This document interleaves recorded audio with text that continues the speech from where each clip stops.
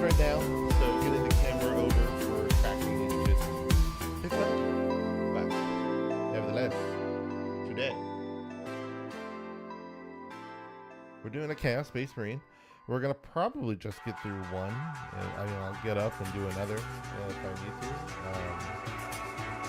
But I'm guessing we'll just kind of get through one. We're gonna pick one of mine that are pre-primed, so let's get right into it. My guess was actually when I was debating this scheme, or when I was thinking about how this scheme would work, and talking about it yesterday.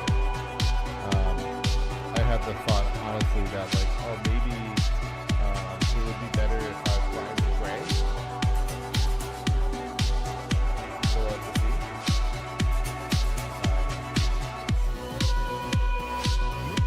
But we'll see how this goes. Just kind of making sure as well, I'm looking through it, that it'll hopefully be pretty useful. So we're going to actually get a little experimental gear jump. We're going to do some mixing.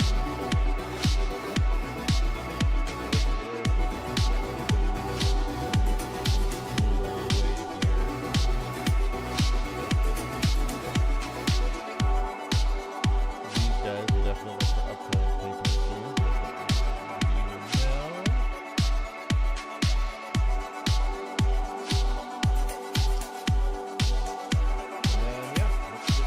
So today we're going to do a little bit of mixing, experiment.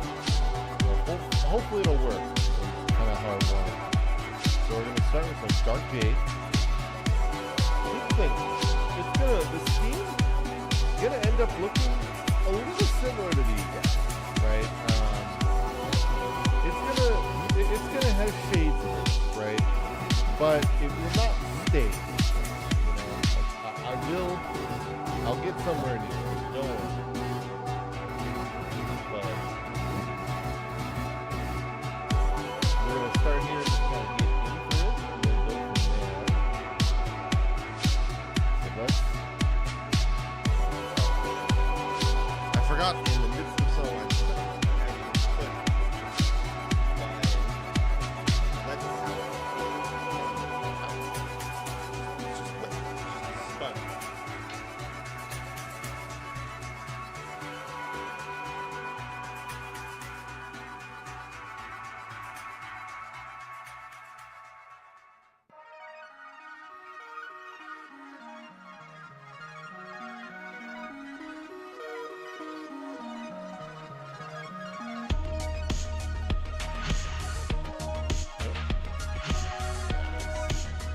Now it's getting all foldy. Yeah, I just have to start first apply it. What I was trying to do beforehand. And it'll bring it to the fold here. A, now you can see what I'm doing, and I'm not just insane. But B, also so that I can see a little easier.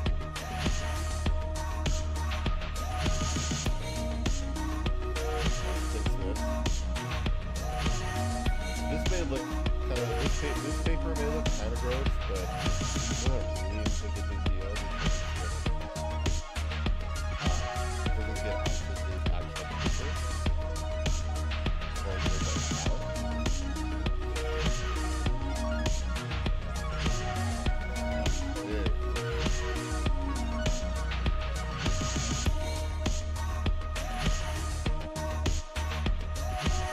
I'm wondering why it felt heavy off of my light stand here.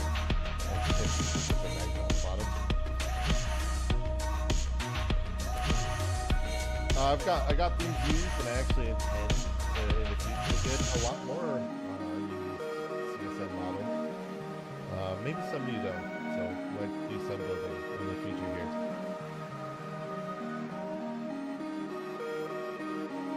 It's so much nicer to look at my Fury, to be honest. But yeah, so we're gonna.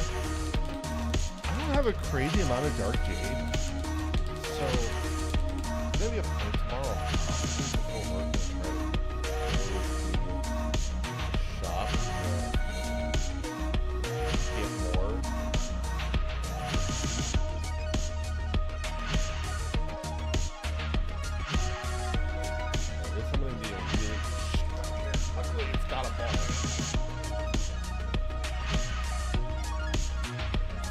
going to be like a twofold experiment. The thing's going to be, I have to figure out how much potential thinner is this going to need. And I had, the first time I tried using this paint, I had a bit of trouble with it. So,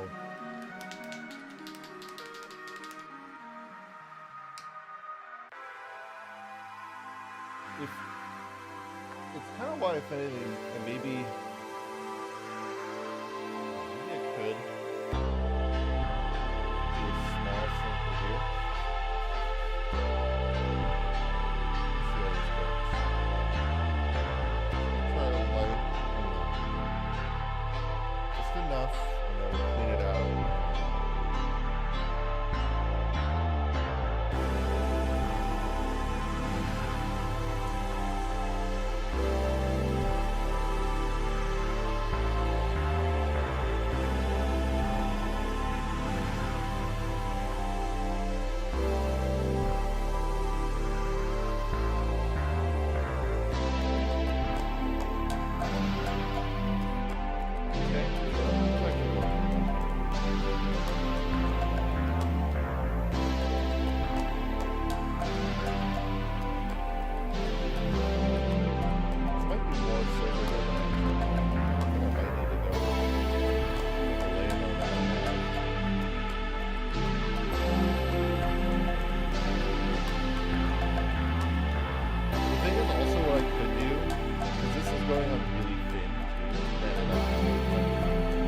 Pushing this bottle essentially to the end of it, right? So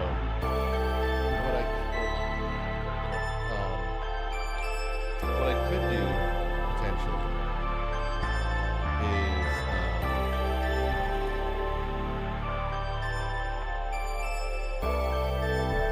potentially what I could do potentially is just put the jade on as normal, and then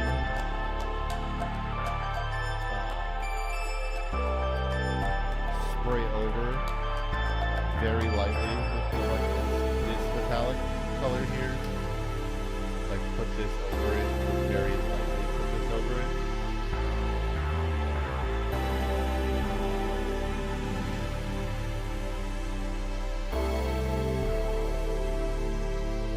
To like give it like that metallic.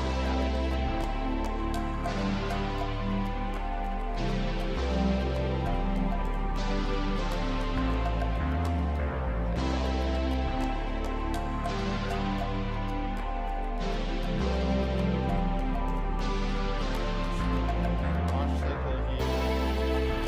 The thing is lovely. It didn't go through a lot.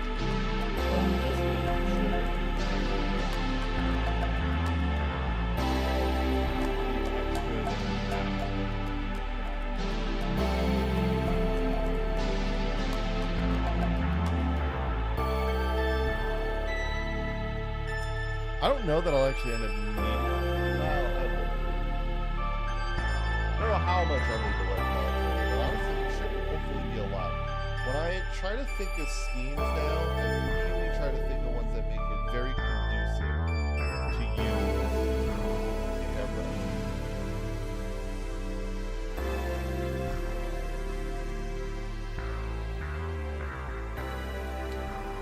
Right in my hand.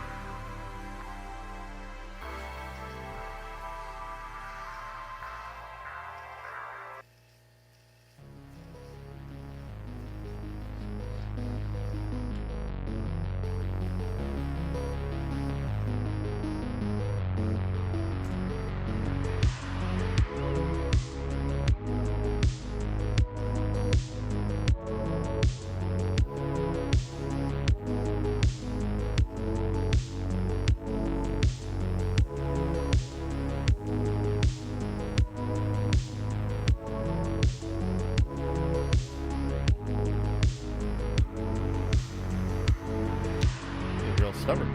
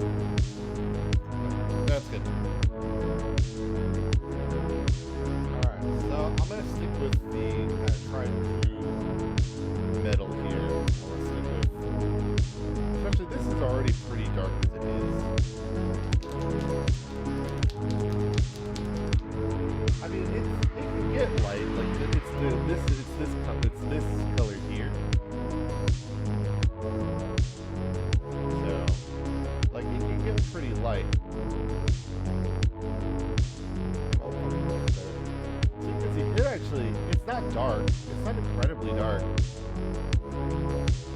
And I know that this one can be dark. So that's why I was thinking maybe this would work.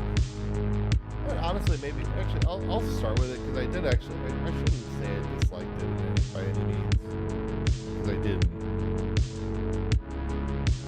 We're going to try that as our combo there.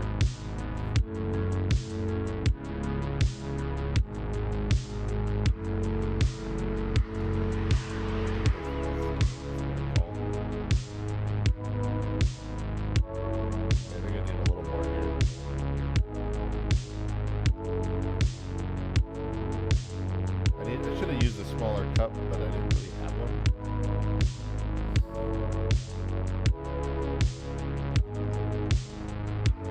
So this is going to be a fun thing to deal with. I'm also just like using this for the sake of it. Like, could easily grab something really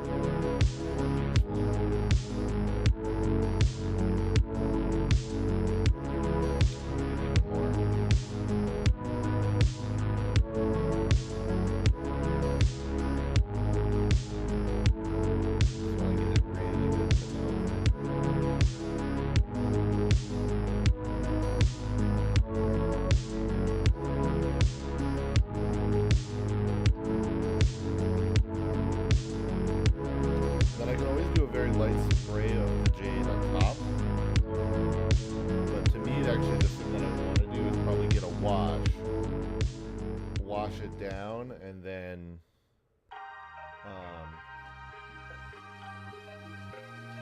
so like with like use like a black wash. Grab actually. I don't want to hold the airbrush while I do this.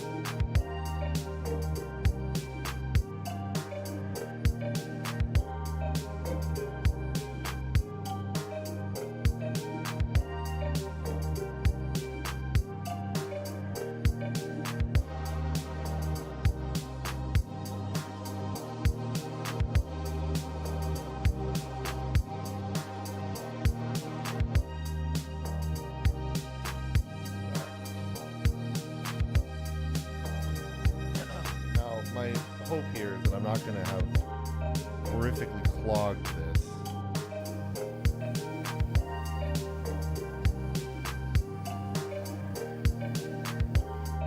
Looking good. All right.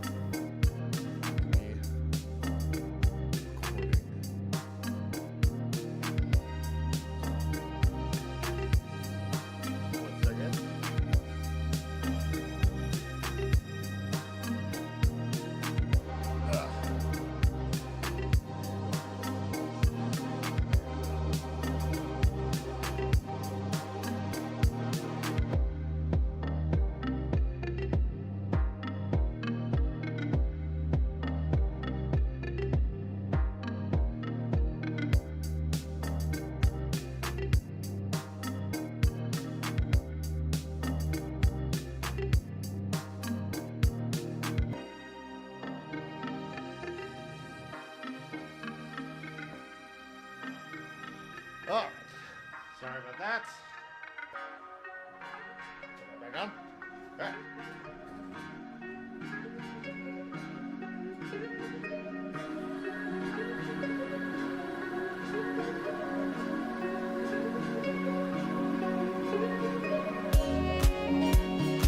We will effectively just kind of coat the model in this, and then I will somewhat start to sort things from there.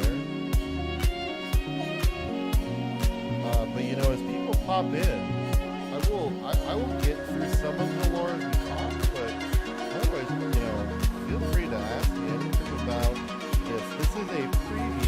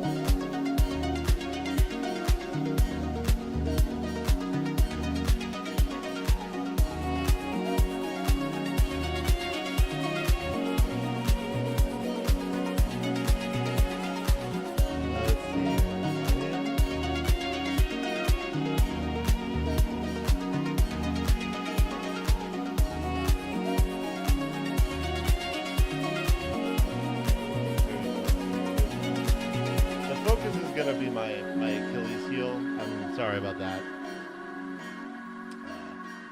That for sure is just gonna be an issue. Oh, I think I know an issue though. I may have set for it. Hold on. I think it's on. Yeah, it's on like the screen. I usually set it for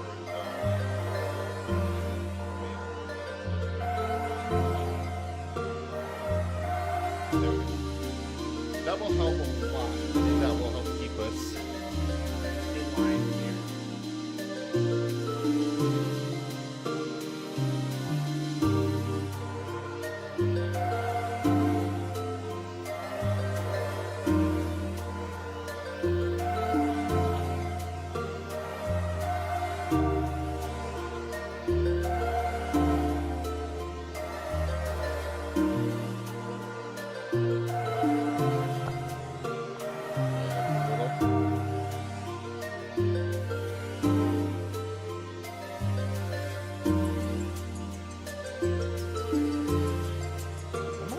A couple of these guys so I could potentially get some good experiments in. Yeah, otherwise, got a good base cover here for you.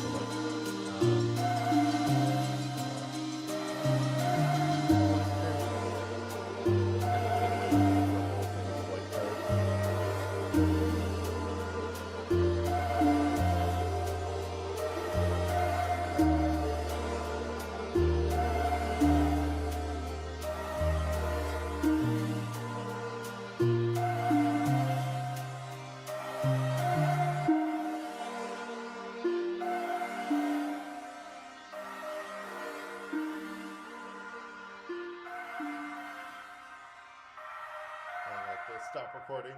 Yeah.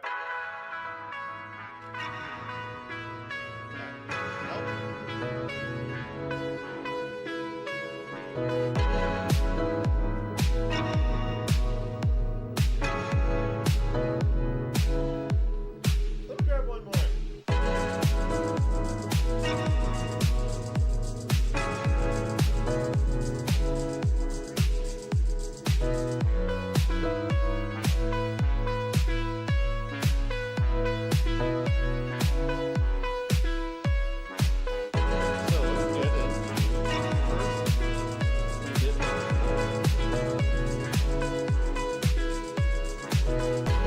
This,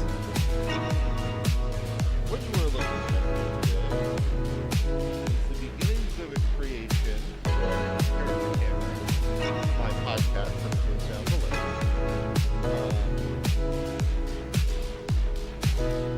Called The Fangs of the Iron Law.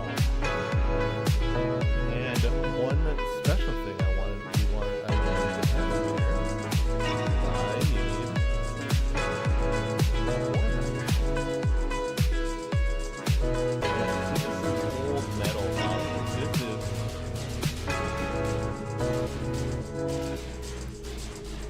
Don't know how well you can hear that. Oh, I didn't turn on the music.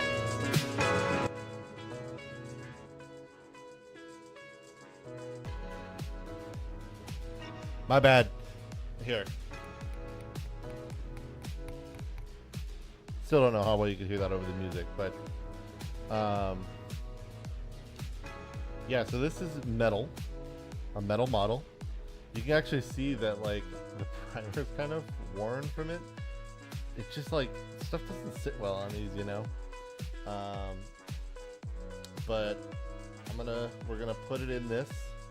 So this is kind of, looking at it, it's a little Alpha Legion-y. But we'll fix that later. We'll fix that later.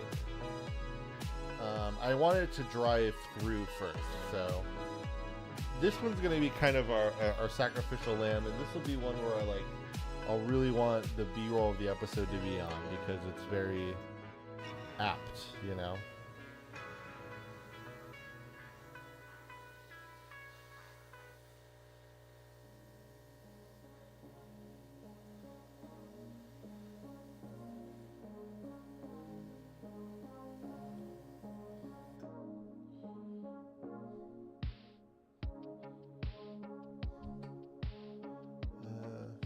A little more.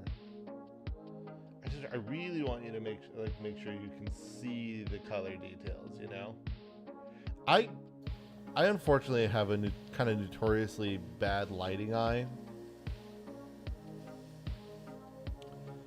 I will feel like in a very dark sequences I can see just fine, and then I get told, "Hey, it's too dark," pretty frequently. So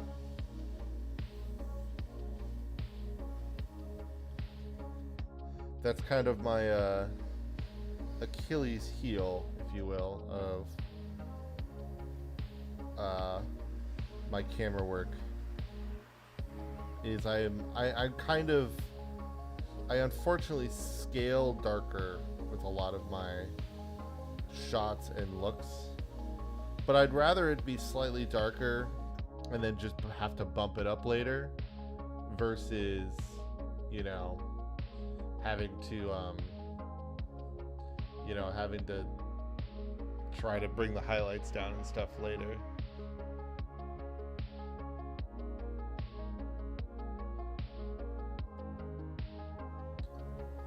But I want you also to be able to see on the stream here.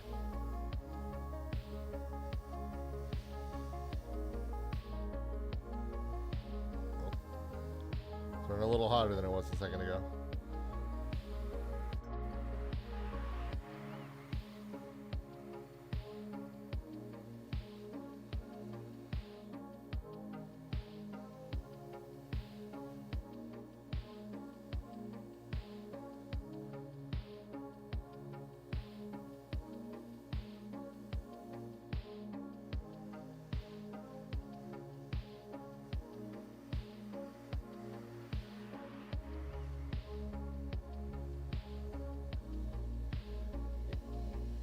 So this is one of the first times of actually painting a metal model.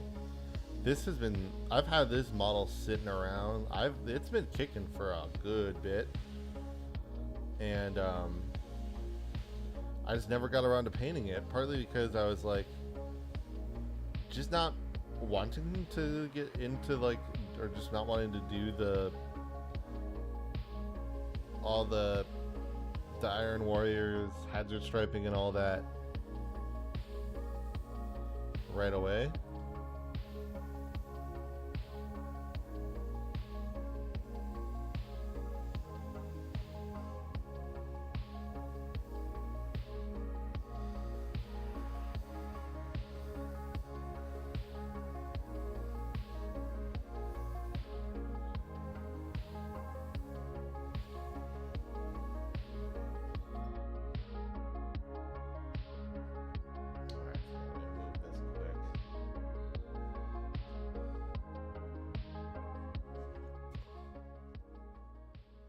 This may require me to change our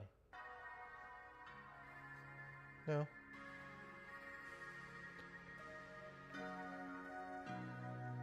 There we go. This is actually helping me see much better than the way I had my light before.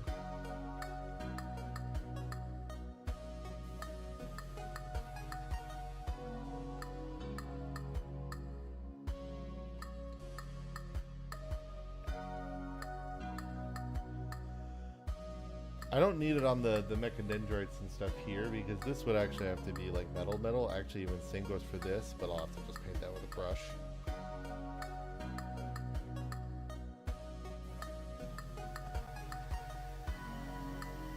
Kind of shoot up his grundle there.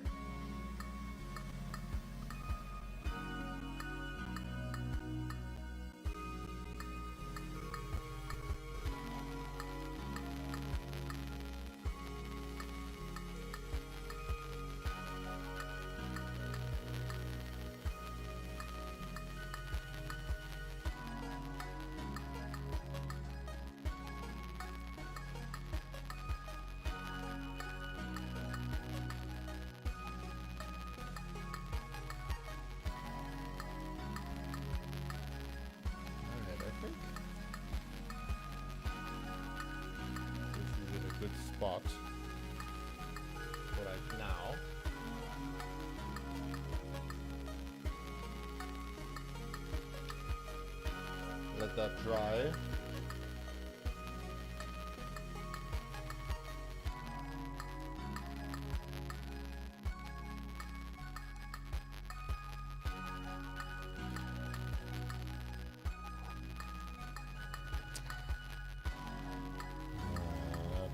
That is annoying. I think it wasn't recording. I think I forgot to hit record again. Oh well.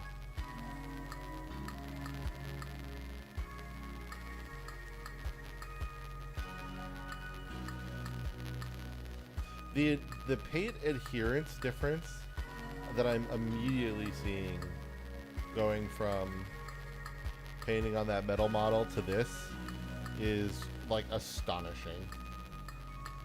I should not to a point where it should feel surprising, but like it's just, I didn't imagine it was this significant at the time. Like in the moment, I did not think it was this significant a difference, but holy crap, it is such a difference.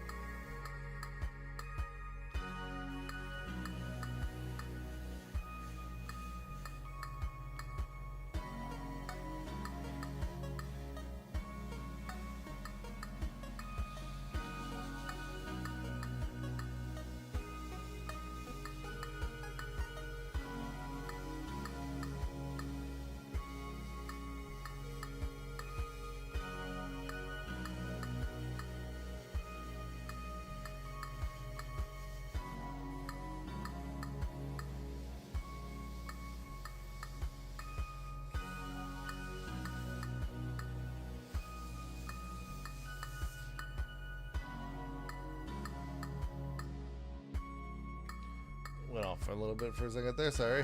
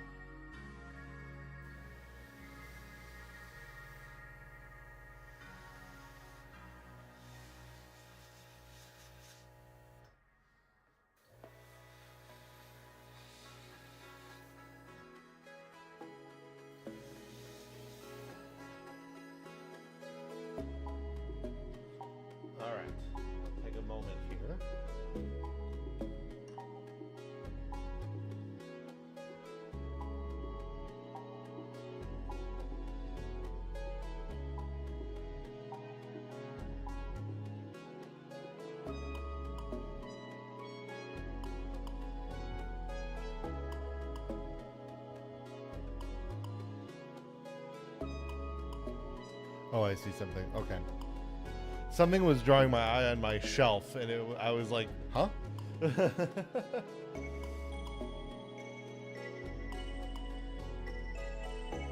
Alright, now. This is the first model we were at. Do a reset on this clip. This will be my experiment. I need a more of a washy brush. I need to clean up.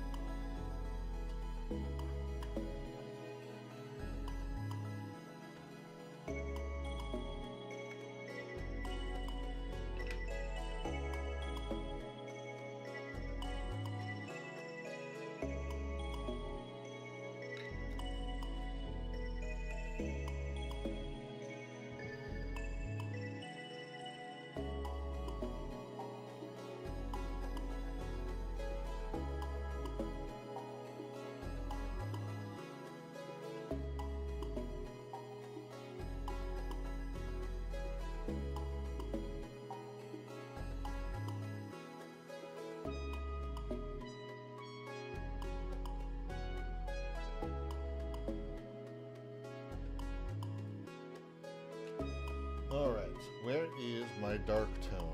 That's soft tone, dark tone.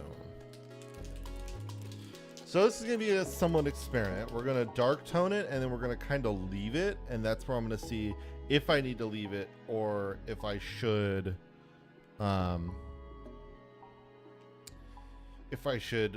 wipe, like, Q-tip and kind of wipe it off, right?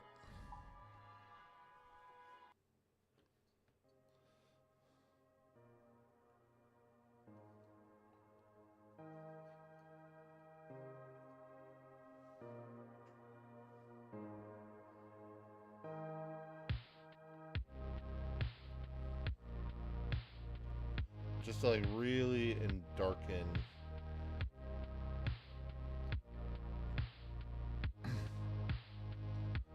Just really want to make, because I want this to feel like a dark jade. I don't want it to feel like, you know, Alpha Legion. You know, I don't want it to feel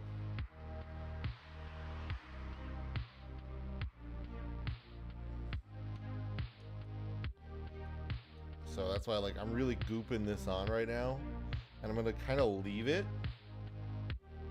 and then we're gonna do the other half, and I'm gonna not leave it. I'm gonna have to grab something quick, but yeah, I'm gonna not leave it. So right now I'm gonna leave this here, so be left here. So it's gonna stand here for a second. You're gonna have to just kind of look at the model. Be right back. A couple things too. I need to get a beverage. There's.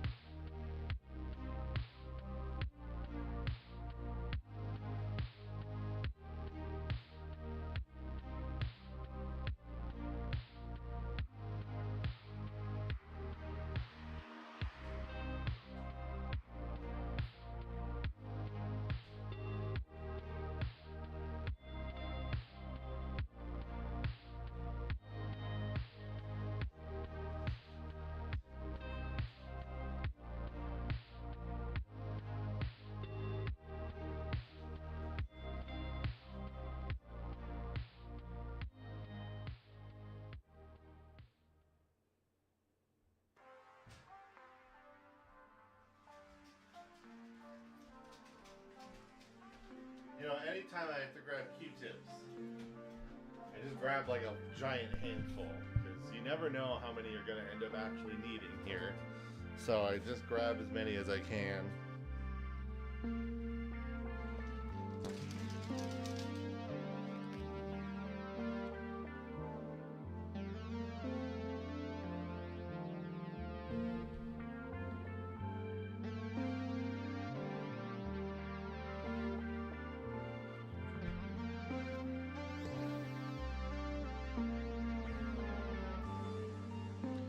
So this will kind of glob on, but we're gonna,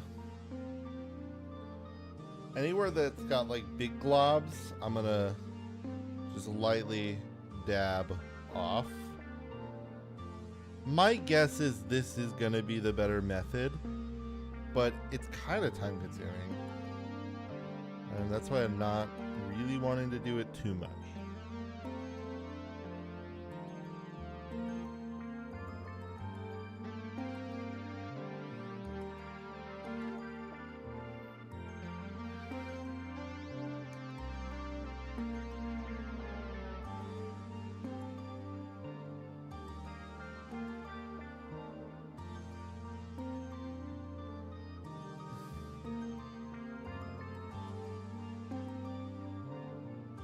But I wanted to start as a glob because it's easier. Because I wanted to get into these recesses and all that, but it's also just like, it's a little easier to just kind of like lightly tap a lot of this excess away and not get into the deep creases where I would want like the shadow later anyway. I mean, granted, this wouldn't be the first layer of this that I would do, but the other layer would go through an airbrush. So it's a different story, but like, yeah, getting just like the really deep stuff is kind of helpful. So like right now, here's the thing, right now, I would say this side, especially just even to my eye, looks better than this side, but it's not good. It's got to sit here now, right? But I do like what the darkness is doing. Let me get real close here. Look at the legs.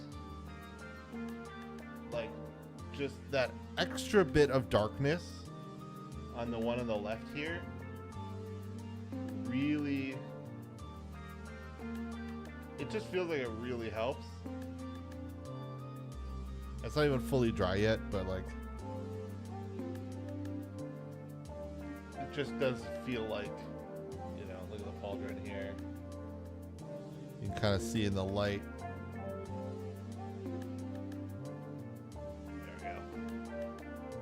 There you go. Yeah, just like that extra bit of darkness. And honestly, I could even be convinced to say like that, like I could go for another layer on that. Like now, just really get it dark.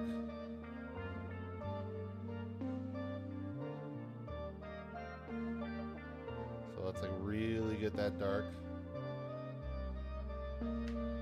Now, just dab it up. Just dab it up a bit.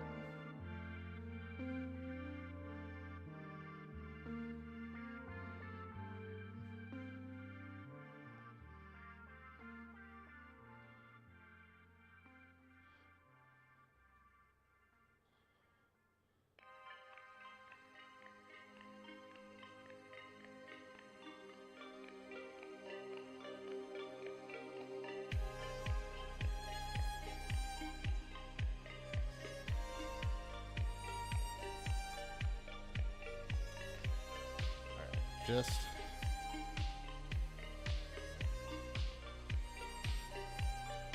trying to kind of figure out a good method here.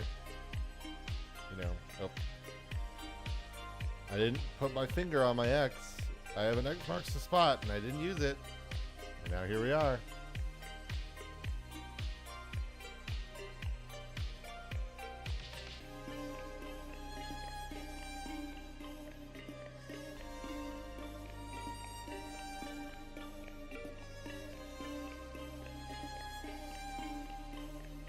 I mean, as it's darkening though, like as it's drying, it's really getting into a good spot. I think it may just be though, like I just may need to get some of the like very excess ones, like maybe this, like that's a little much there, but like just there, and then just kind of blending it up. I think that'll help it out. The foot one's fine there. Let me blend this here.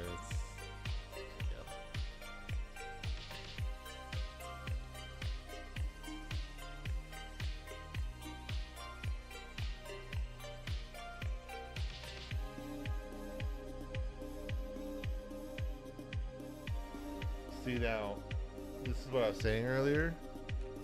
Now look at, like, especially, like, here versus here. You're starting to get, like, especially the arm there, really good dark. Like, that dark that I want versus, like comparison. Look at the arms, just the arms, look just at the arms. These are looking really good. I wanna try to peek from here, so I can get a better. I want to see better what I'm looking at.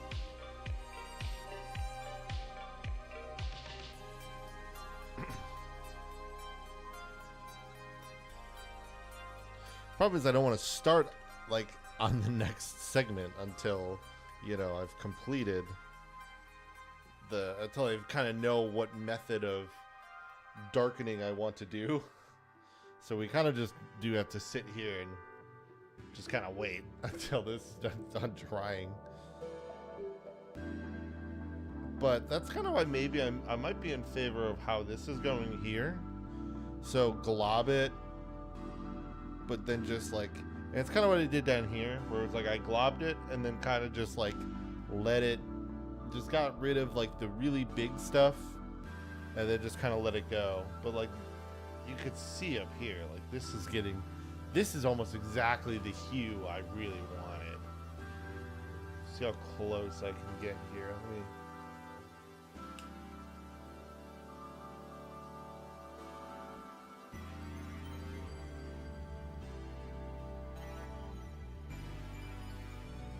I wish this would, like, I could see the stinking... Can I see it? Oh, sick, okay. Alright. So how close can I get? Oh, I can get really close. Oh, this gets really close. Okay. Let's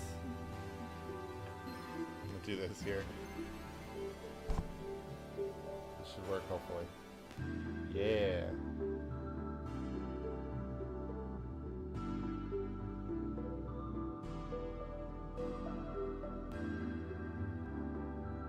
So you can kind of see the darkness there. This is a really tight focus window here. I'm comparing the two here.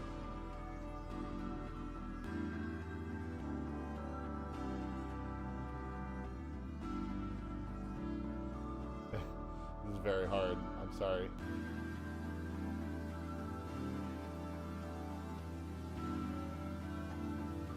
Yeah, you kind of see the like... It's just like this very dark jade that I really like. That's actually why I really like to it's actually really why I like to really wash this jade. So you can kind of see the difference in how like they're really being like brought about here. This might be a little weird. Oh shoot. Go back. Thank you. Just the one step I think is fine. Yeah, it's a little clearer here. You know, you can kind of see like, however, making it like metallic, pretty sick. What I should get though is like the bottles that are like mixable. You can actually kind of see the difference even just between the head, because I didn't do the head yet.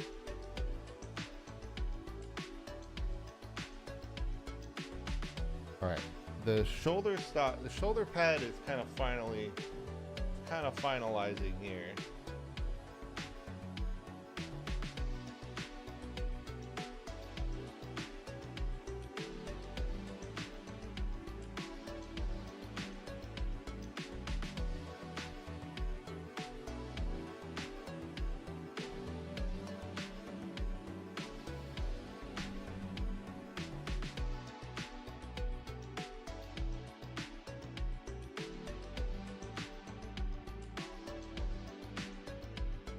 Yeah, I'm a little bit maybe more in favor of what I did on this side still.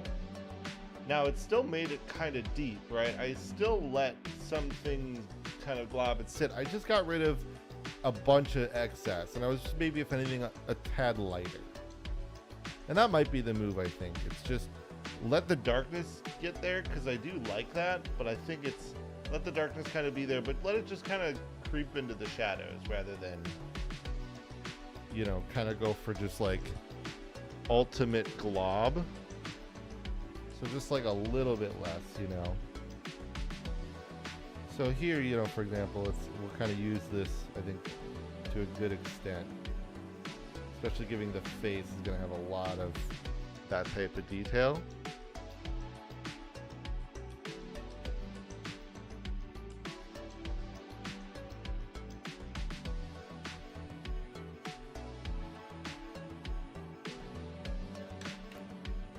So I just want to get rid of just a couple. But like honestly with the face, kind of actually just want to keep everything where it is. I immediately have to kind of restock my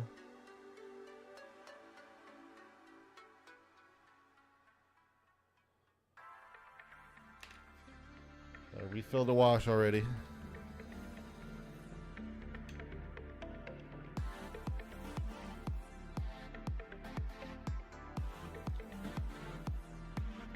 This is actually kind of where I do prefer having the washes being in like the GW kind of style bottle.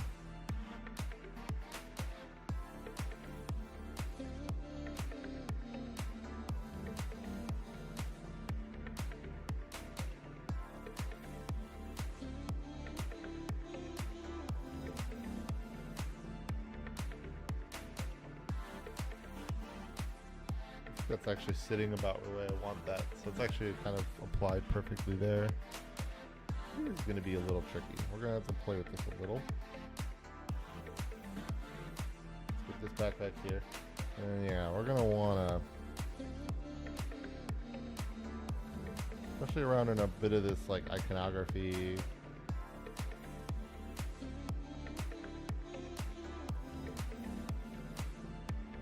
And when you do the like kind of like a note for people who maybe like don't do a lot of painting or are kind of newer, whenever you do like this like stuff like I'm doing with the Q-tip where I'm kind of like dabbing around and picking up, you want to do it fast. You don't want to wait, because that's when you get kind of what I got here where like now I kind of have this line here and it's kind of stubbornly sitting there. I have to just kind of keep blending it back until it finally goes away. But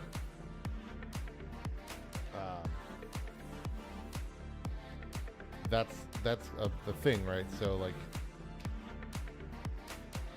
that's because I tried that idea late and it had already partially dried.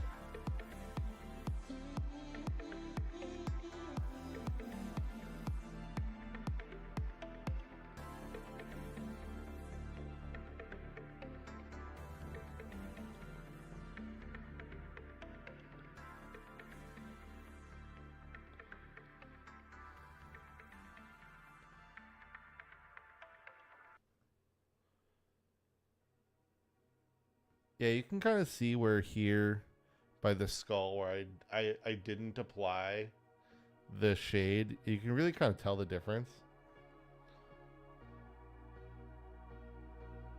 But I like it. It's actually, I think applying the shade just to really darken the jade before going into it, but not making it too dark here, like here.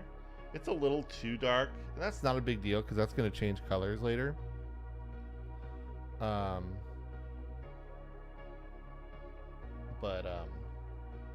Yeah. I'm gonna have to do a little bit of a trick when we get to that, by the way, but cross that bridge when I get there.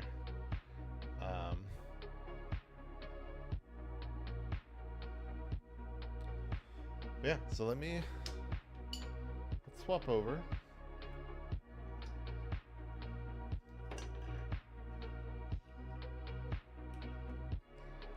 This is gonna be funky. Oh!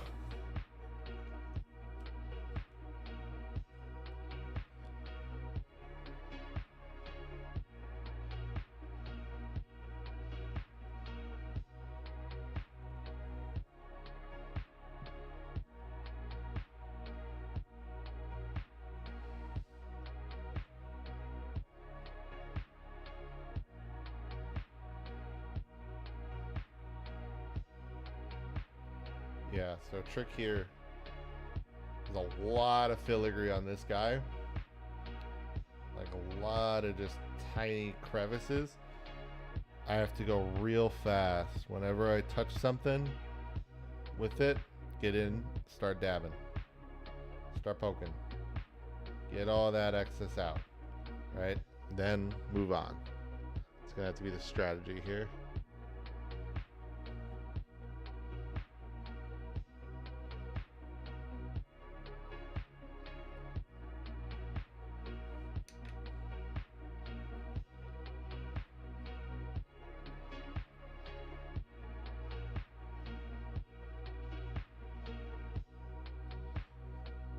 Now, this also means that there is a lot of creases that I don't need to get it out of. You know, especially because he's got a lot of robotic parts. When it kind of creeps into those parts, I can kind of leave that. You know?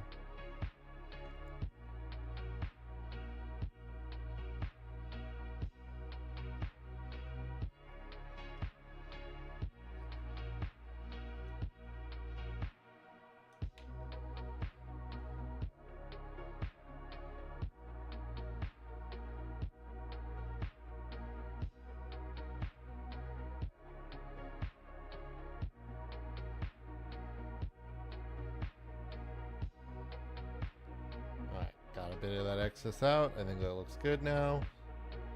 Let's get to the other leg.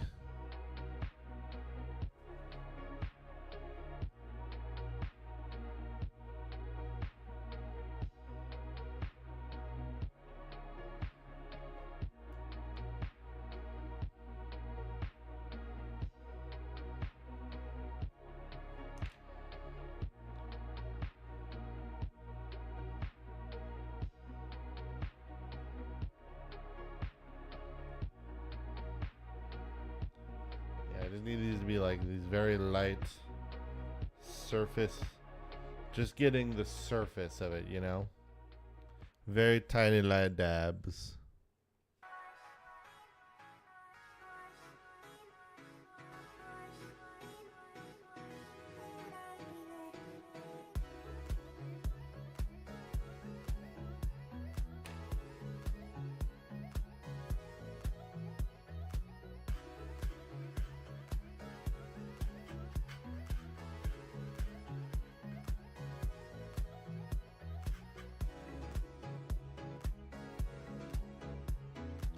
Yeah, like I'm really not applying like any pressure when I'm tapping it.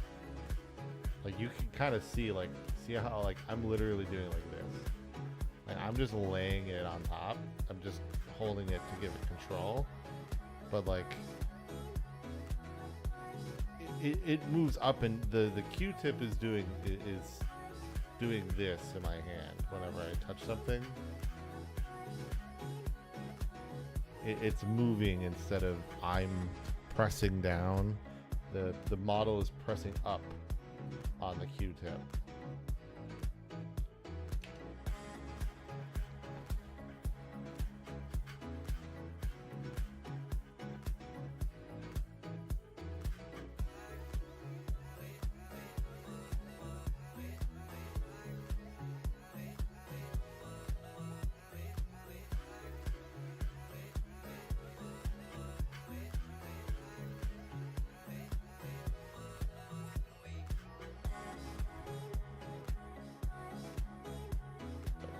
Ballroom.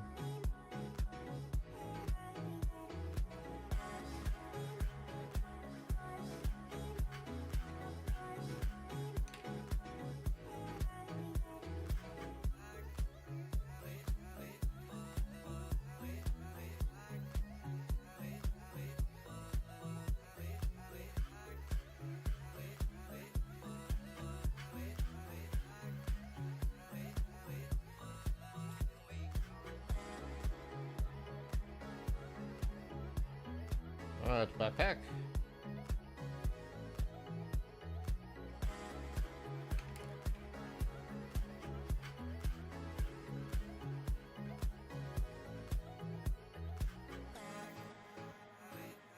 Backpack here, I have to do a little bit of pressing. I don't want it as deep into some of these recesses, so I have to kind of push in.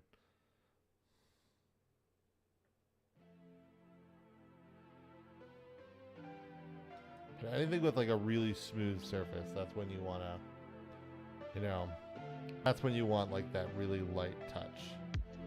You're just kind of lightly alleviating and reducing from the top.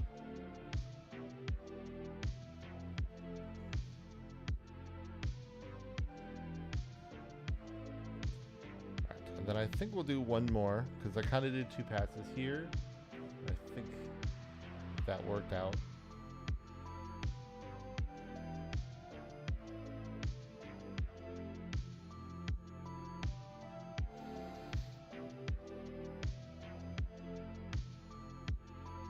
Yeah, I mean this actually really ended up looking very cool.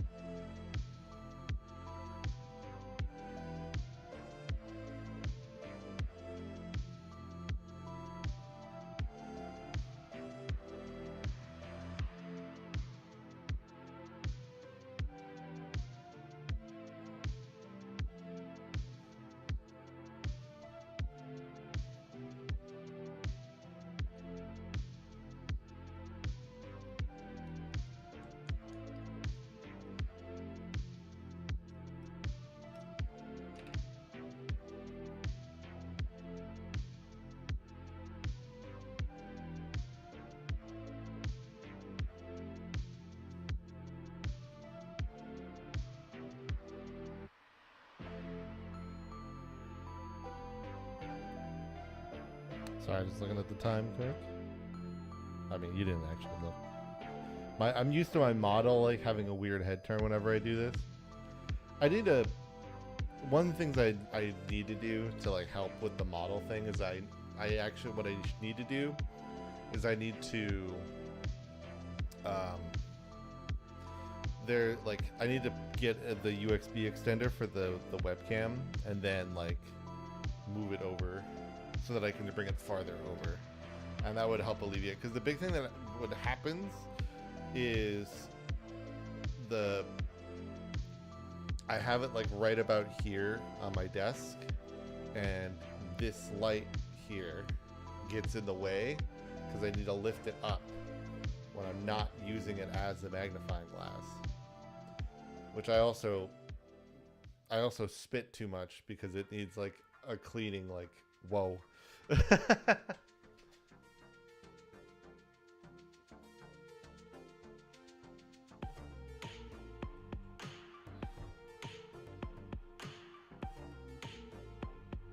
right.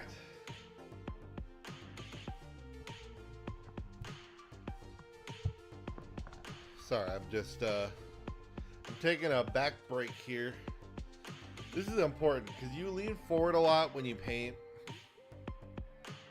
And so, you know, you really got to make sure that you like give your neck a moment. So here, let me do this quick.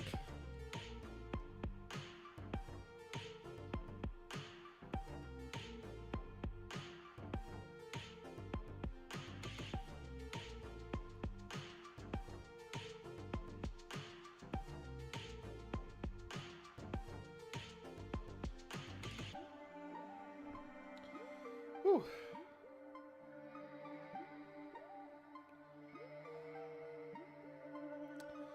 Oh yeah, I need to grab. Actually, I have to grab a couple things. My glue isn't in here, and I know where it is.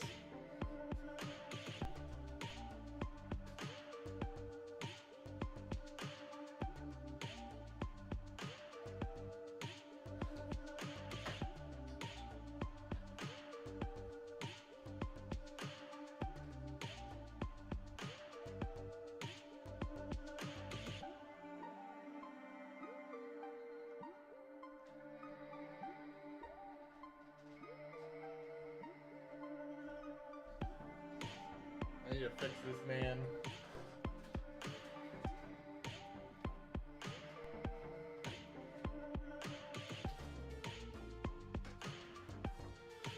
Yeah, here's the thing. So, I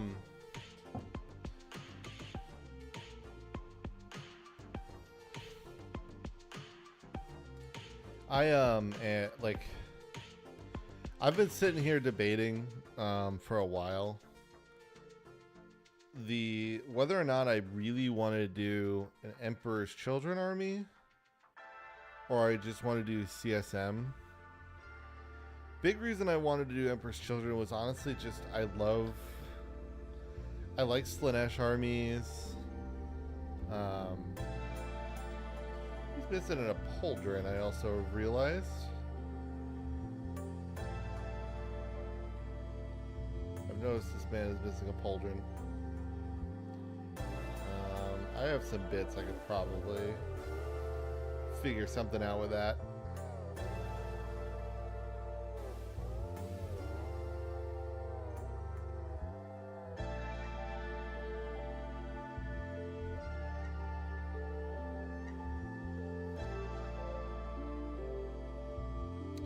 But yeah, no, it's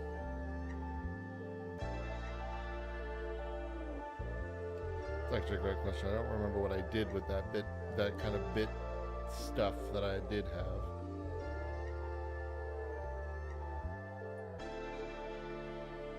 Yeah, Mom. Hey, that'll help you out.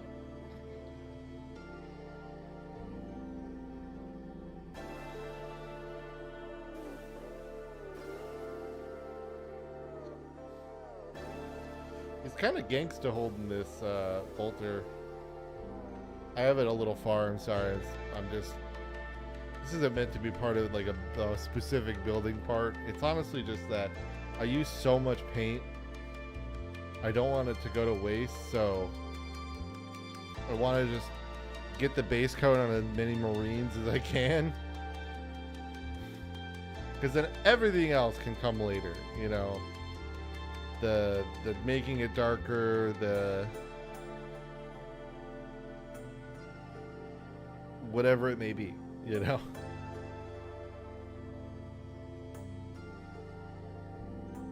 All right, so yeah, but yeah, he's kind of gangsta firing his this gun.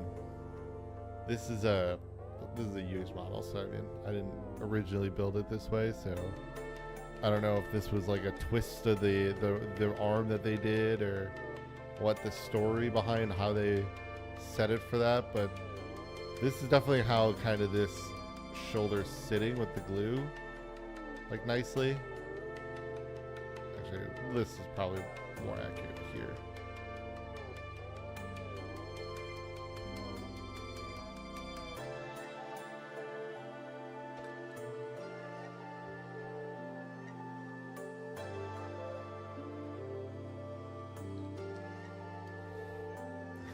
Dude, it was very funny. I had to fix a model. I was organizing my sister's army with, around, like, in the living room next to my wife. And she was like, why? Like, what is that smell? Like, and I was like, I knew, because I knew for a fact it was this, right? She was smelling this. The good, you know? But she's like, what is that smell? And I knew immediately it was that. And I was just like, oh, yeah, it's this stuff. I was like, you know, remember in Airplane, you know,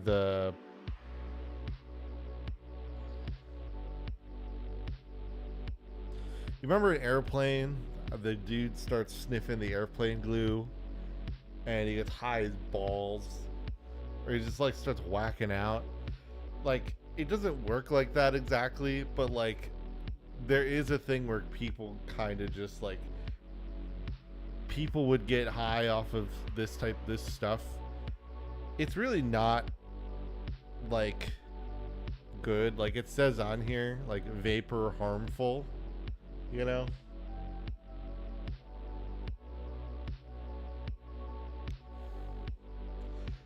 But it's not like, yeah, it's not like you're fucking taking cocaine like he does in the movie. Like, you know, you look at him and it's like he took cocaine, right? Like, part of it though is that the guy was taking like a number of like drugs going into it, you know. Like he took amphetamines before, so like, it's you know it's the don't think too much about the bit kind of thing. But that was like the last straw was the glue.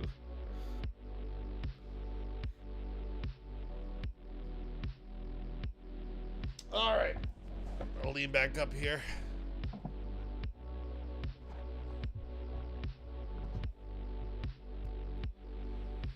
Okay, get this back up here.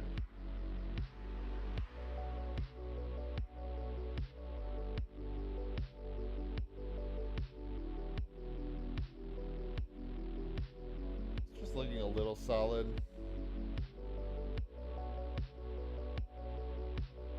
Maybe just a little nervous, but let's see here.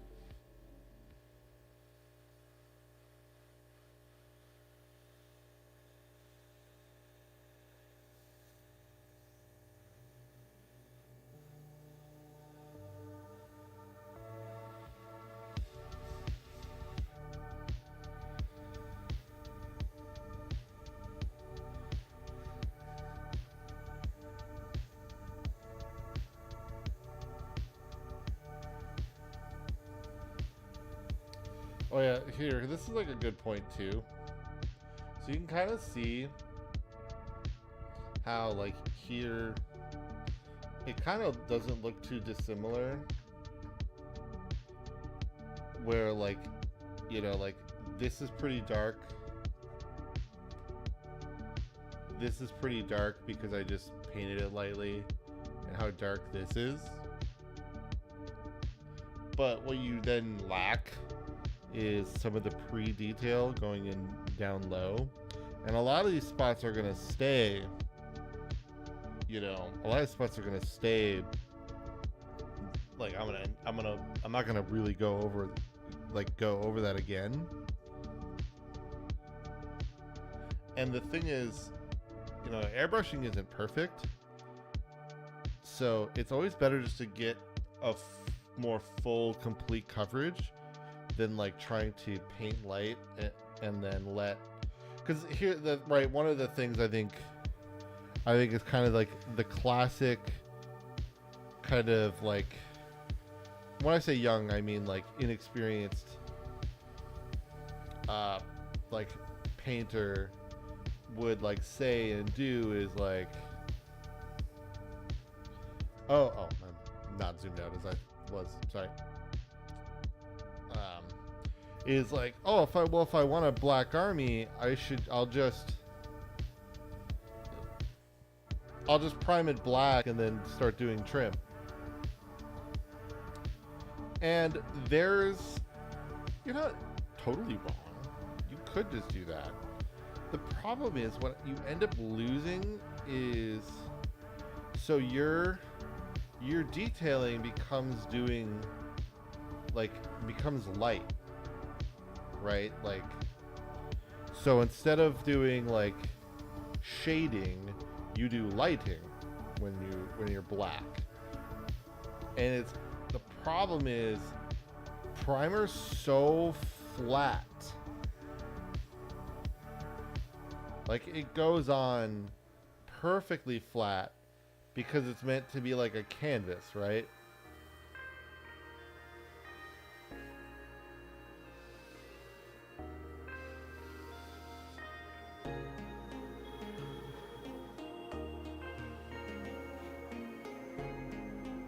And so what happens is when you try applying that depth, everything just kind of sticks, you know? And then white, priming white, like priming your army white and then leaving it mostly white and just accenting, it's a similar issue, just the opposite direction, where, you know, it's like you'll go to apply any of the stuff for the accents, and especially if you're using anything like, especially like a speed paint or, you know,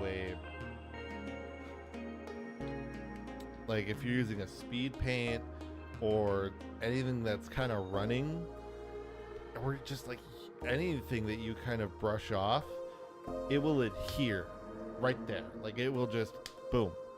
So that's a bit of a problem, because now you've got, you know, the reality is, because now you're stuck with it, right? So you have to then paint over it and everything. Where like when you put paint on it and you make a mistake, you can grab a Q-tip quick and fix and like wipe it off, or get the Q-tip wet and then wipe it off. Similar with this brush, get a brush, get water on it, use the water to get it off, and then you can do the light paint job over it, but you don't have to do as much work. Alright, I'm gonna quickly grab one tip box I want to grab.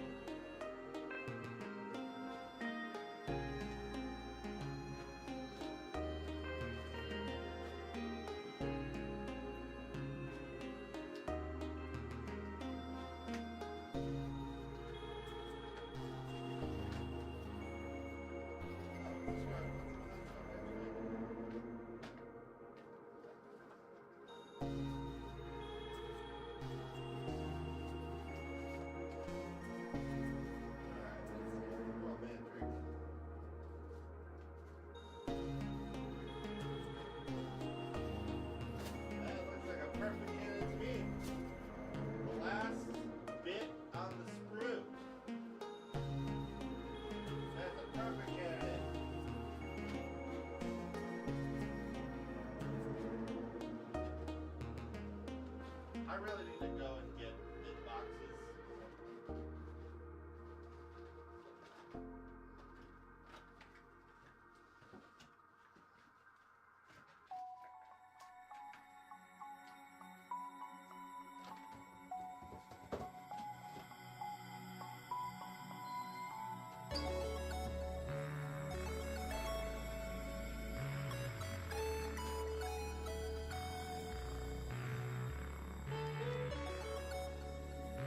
Alright.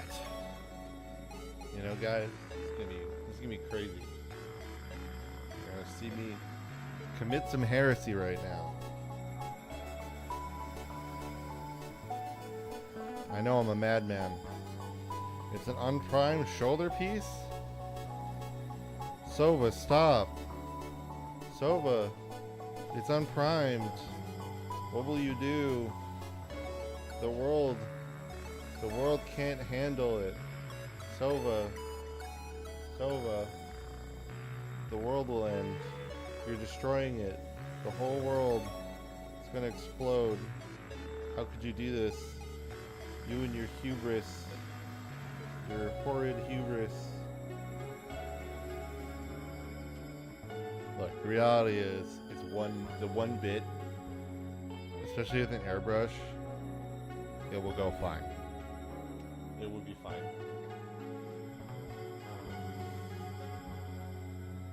It's not like a habit to make. And the biggest thing is, like, you'll get weird inconsistencies without primer. But, like, let's be real. If you're in a pinch, or you just want it and you want it done quick, just throw the paint on it. Just throw the paint on it. Yeah, this is the last pauldron. There's a lot. So the fun thing about the, I don't know if it's like this now in the full size kit, but in the Nightmare box when the Night Lord's the Nemesis Claw originally released,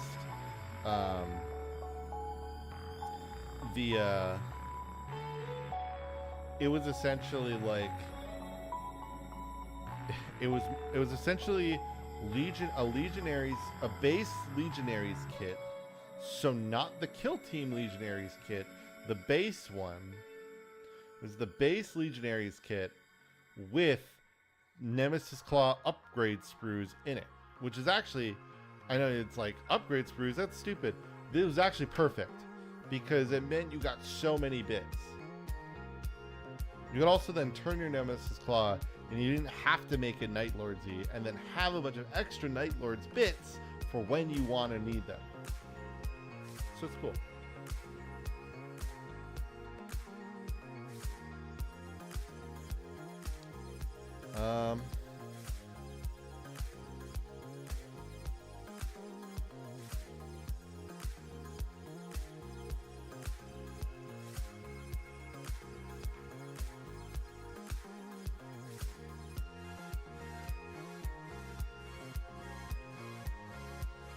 Yeah, the shading on the metal one actually is coming out pretty good. I would say. I'm gonna use my shitty tweezies, but that's just honestly because I don't need the good ones.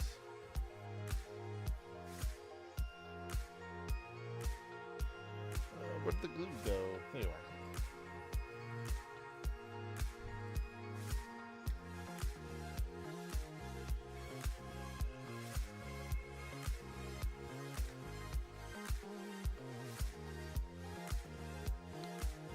Who's to say what happened to this guy's original pauldron, but or why it was never put on, but he's getting it now.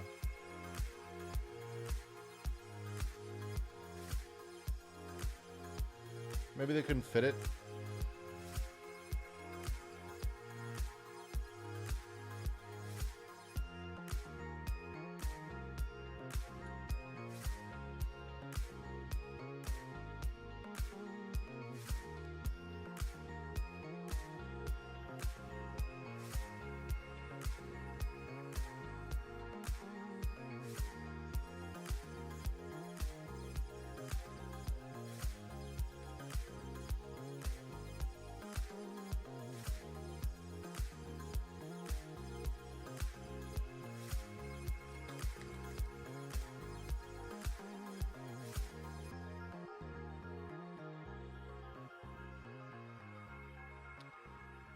Oh, great. I took other paint off to get this paint on. Damn it. Whatever. It's not a big deal. It's glue. It'll all dissolve in there anyway. It turns out there's a pretty solid amount of toxicness, or not acidicness to, from a paint standpoint, any paint to plastic glue. So.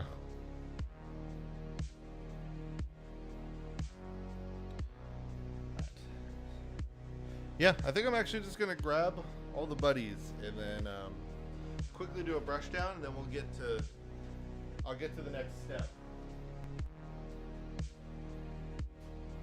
You guys see me commit more heresy.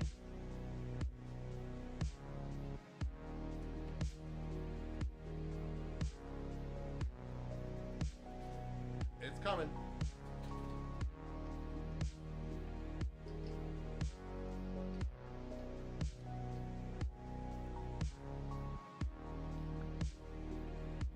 Alright, here's all my definitely primed gray minis. Yep, they're just primed gray, guys. That's it. That's all it is. They just have gray primer.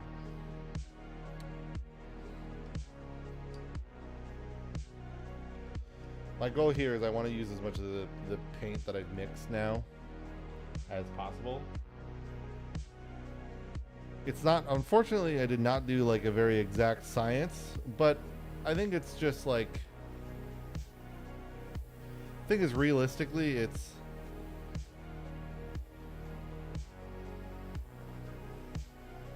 you know, make it till it fits, because, you know, if it ends up feeling too bright or something, no big deal. Because we'll shade it down, get it to the right darkness.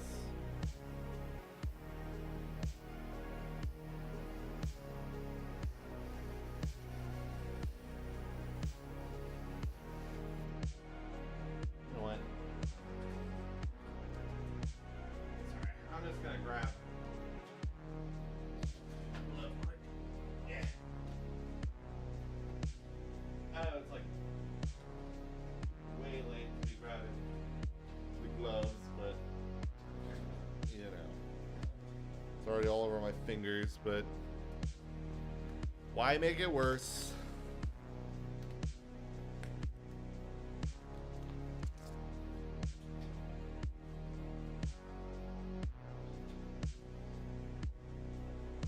No sense in making it worse.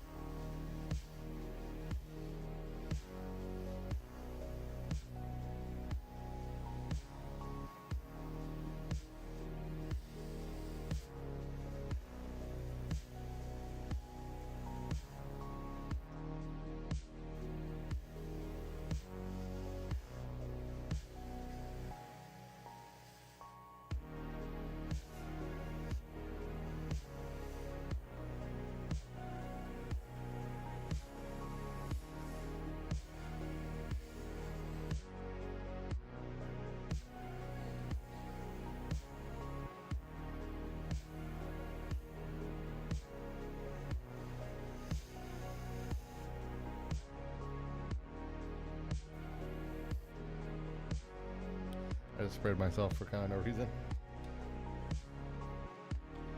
Alright. Let's do the gray primed ones now.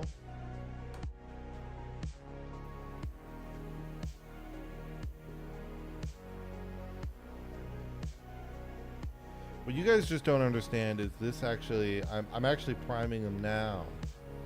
See, this is called, this primer is called Dark Jade Sparkle. And it's just a, you know, it's a good primer. You should use it.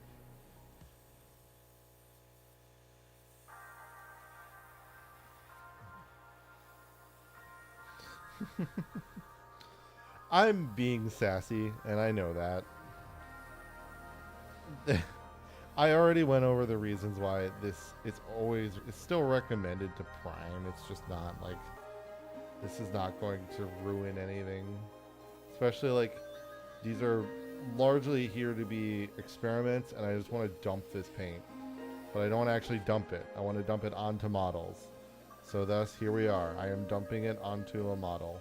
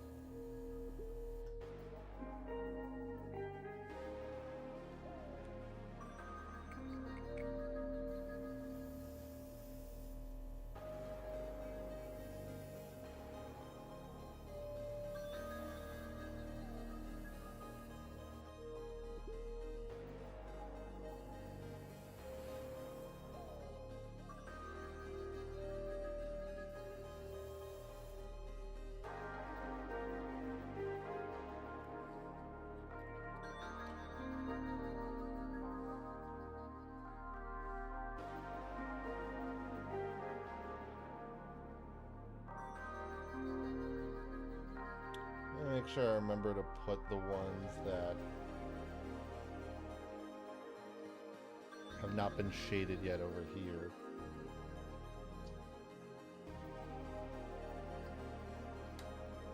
Almost getting to the end of this first pot, so that's good.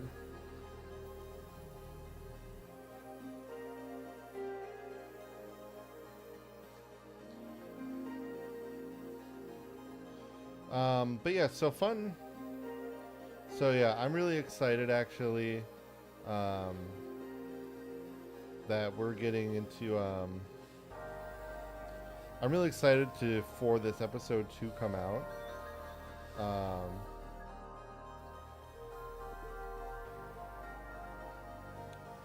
The customizing factions episodes, like the first episode, was one of my favorites to make. I love homebrewing in 40K. It's just fun, and I love homebrewing in general. I used to love doing it in D&D. I would do it all the time. I was a homebrewing machine.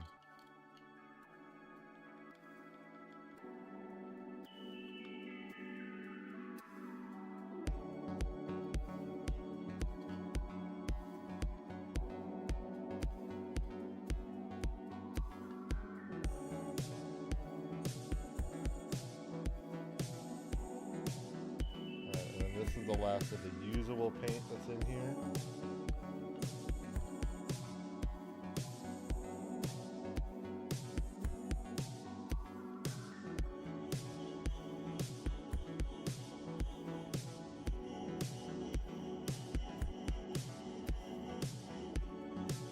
That's gonna be a little goofy. I don't want that in there.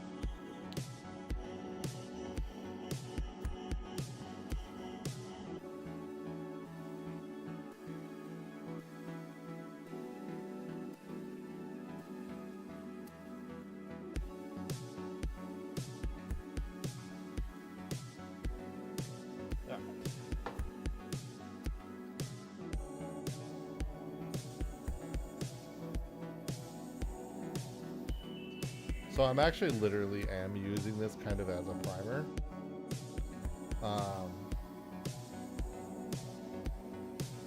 Just because then it will help with the weapon stuff later.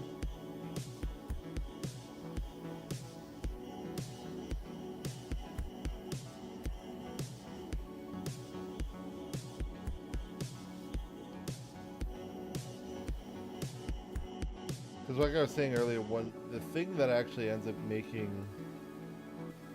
an unprimed mini hard to work with is mostly the brush.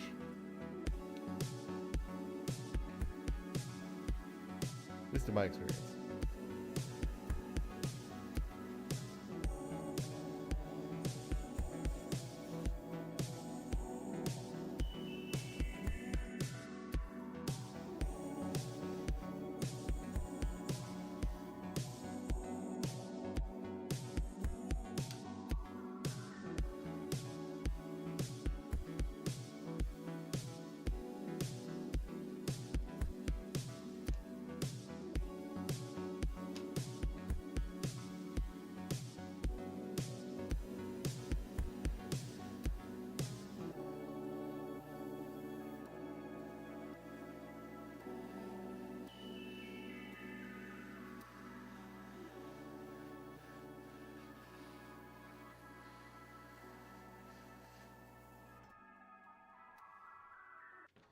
We got some build up here.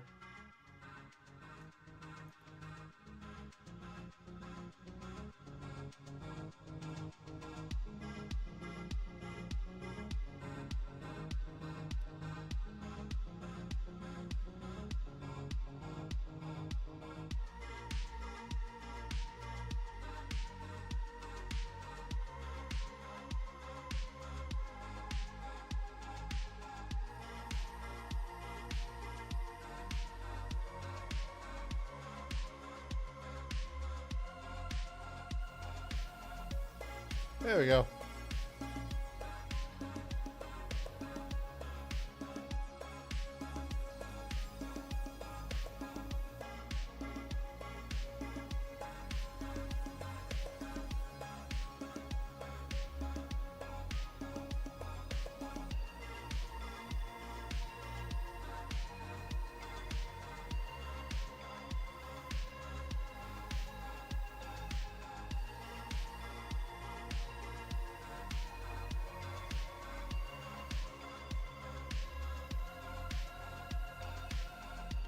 gonna be the funny thing is, so like when somebody comes in here and if they're like, yo,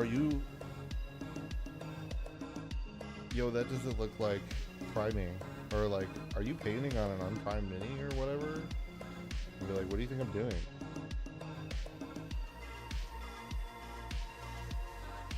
I think it's better than just the straight up like I think it's better than the no, it's painted gray. It's primed gray gaslighting. I think that the better gaslight is to say like, this is my primer. You know, I made my primer. What are you doing, loser?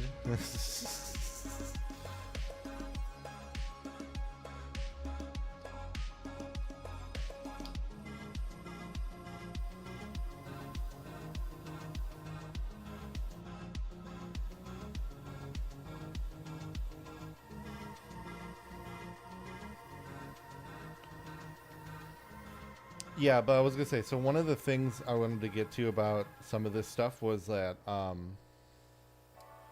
with the reason why I kind of have been in this temptation and like wanting instead to move away from EC, and you know, this is one of those things where like maybe this could change and maybe I'm just being dramatic about it. And you know, some people would say, well, you should keep it, and that way you can, when the time comes, you're ready. And it's like, yeah, but dude, I got so much of this shit to do. I like just being able to get the new things of my armies when they come out. And because like, if I want like new things of other armies, I just get kill teams, right? Because kill team's the bomb. And everybody should play Kill Team.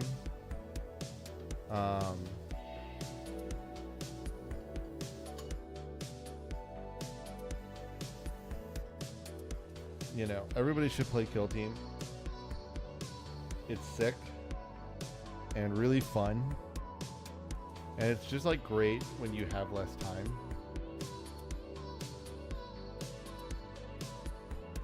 And I think honestly, there's going to be a lot of movement in Kill Team. I think that's why you are starting to see a lot of movement in Kill Team, because I mean, look, even the director of Final Fantasy 14 was like, yeah, the you know, the player base has less time than they used to. So we need to design our early game around that, or like we need to like set our early game stuff around that. I mean, because that's the thing, right? Final Fantasy 14 has already done such a good job at making itself like very digestible on a workman's schedule, you know? Like, it's actually done a very good job about that.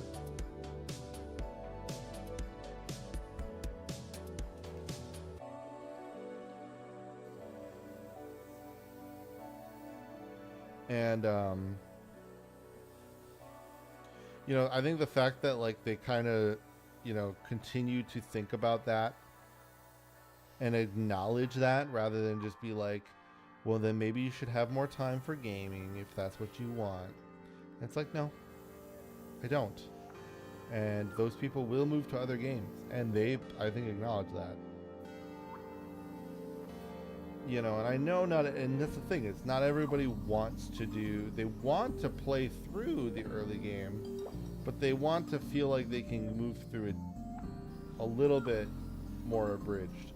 Because, like, spending money, because people don't always want to spend the money to do like the level boosts and stuff. And granted, I know a lot of people, like, there are the various points in time, you know, were very against level boosts and all that. I personally am actually very okay with them. I've always have been. I've always, because to me, but it's like, I'm fine with it because it's an option, right?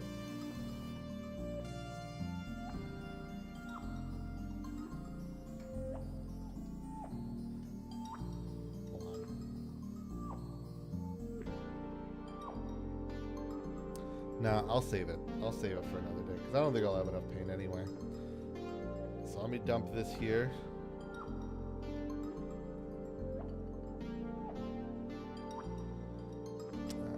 Well, maybe not.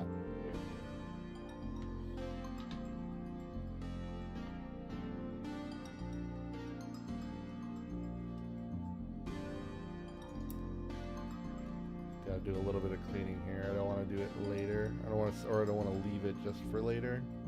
So let me do this quick.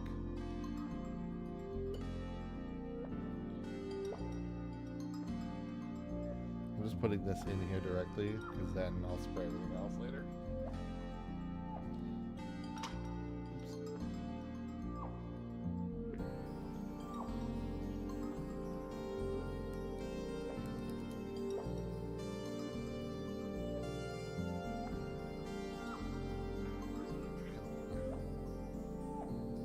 Sorry, I'm doing this off camera because I need to brush a lot, do a lot of the cleaning parts above over my paint rag.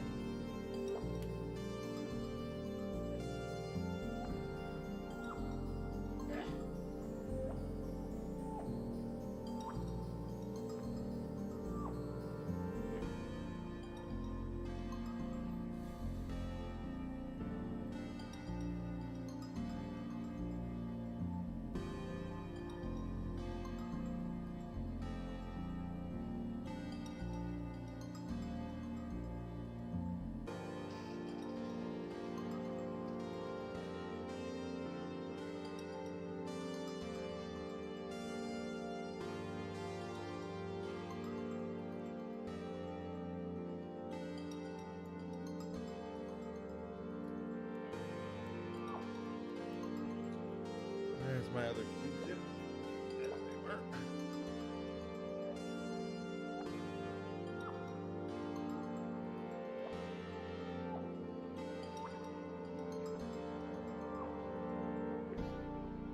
Like I said, doing a bit of the cleaning stuff over my paint rags so that I can make sure that it doesn't fall over the. You can kind of see here, it doesn't drip all over here and also my clothes.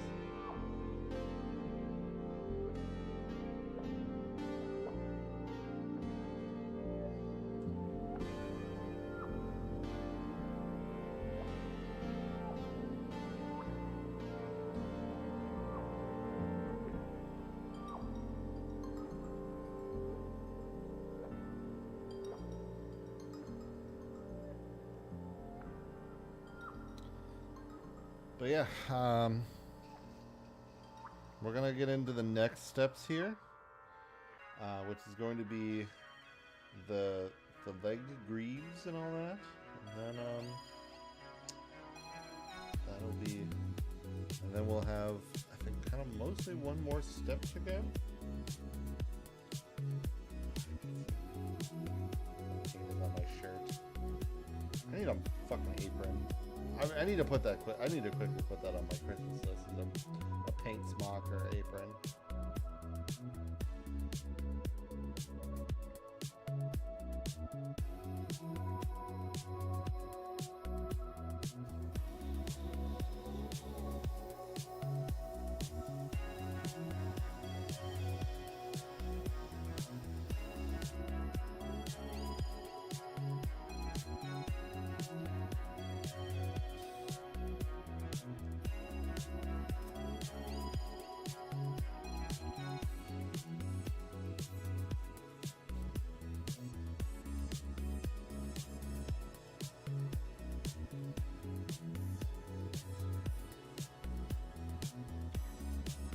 Just want to make sure it's nice and clean because I'm not using the airbrush much, but I wanted to make sure that all the metallic is out.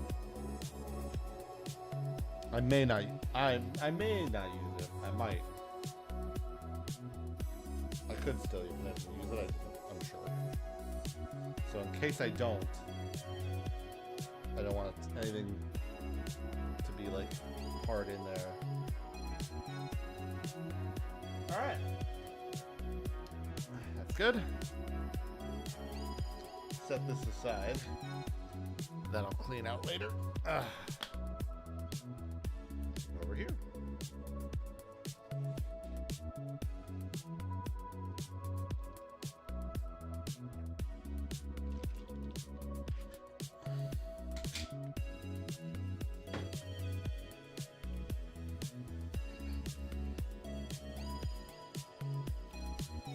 Alright, so yes, let's get to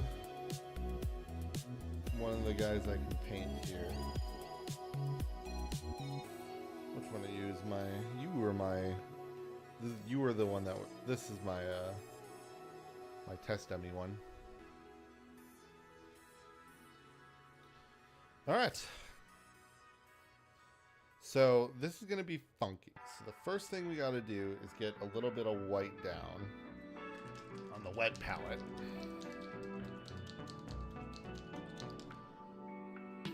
Actually, let me grab a slightly larger brush.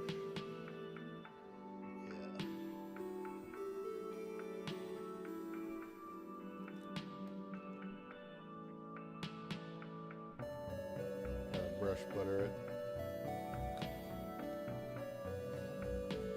This needs to be hit with the brush butter.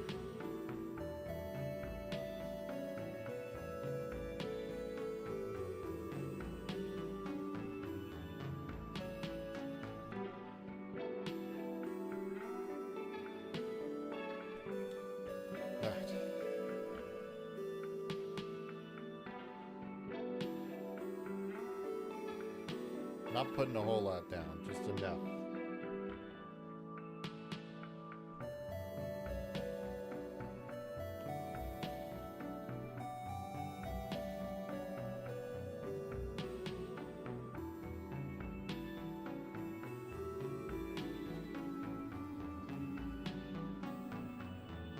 So most of the legs are actually gonna whiten pretty much all of the greave.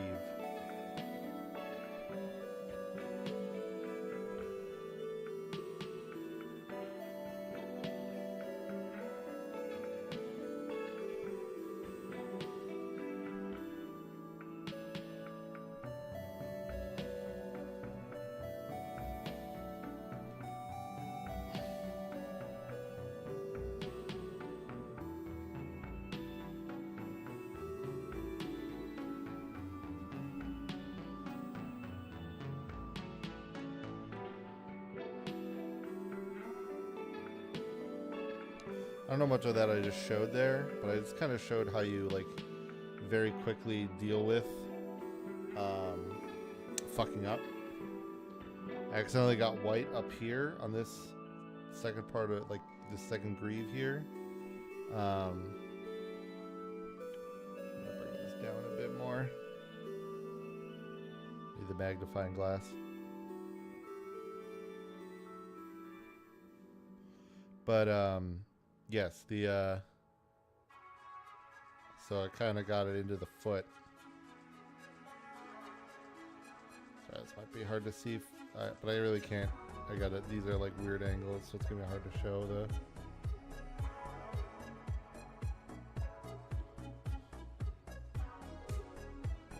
what I'm doing.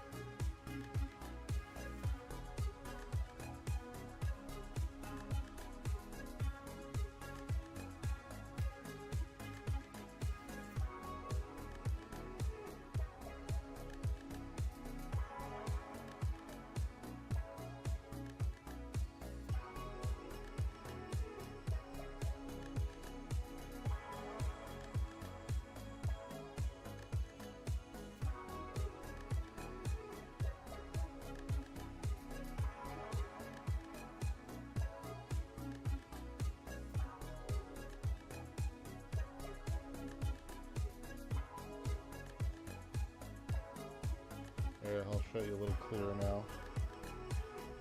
So I'm gonna water this up here. That's all watered up. Take the Q-tip, immediately start just soaking it up, pressing it away. Which is why it's so important to do this. Like, this is where like why you wait till something's dry to paint your next like layer and stuff, because it's gone. It's just gone now. That mistake I made, erase. So like that's the big thing about like why it's so important to, you know, do that. Like do this in steps.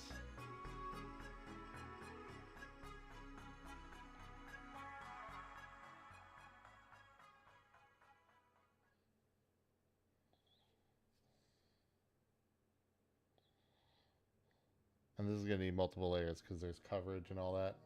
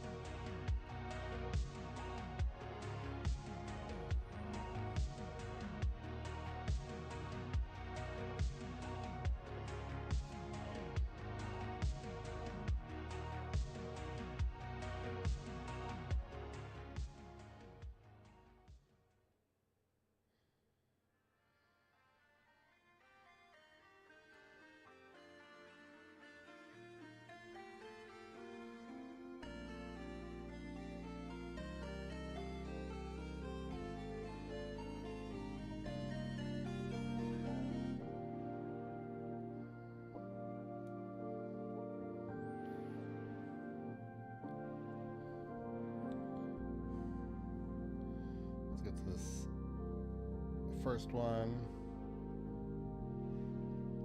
White, you almost will always need more than one coat on, which is partly always what makes it such like a painful, it's part of what makes it an annoying color to paint with. It's just like white paints, they rarely have good coverage, and if they do have good coverage, they end up being very pasty. Like there's a White Scars model I have that was like a printed one that I need to repaint because like I used I used a Vallejo white and it wasn't the model color one or whatever.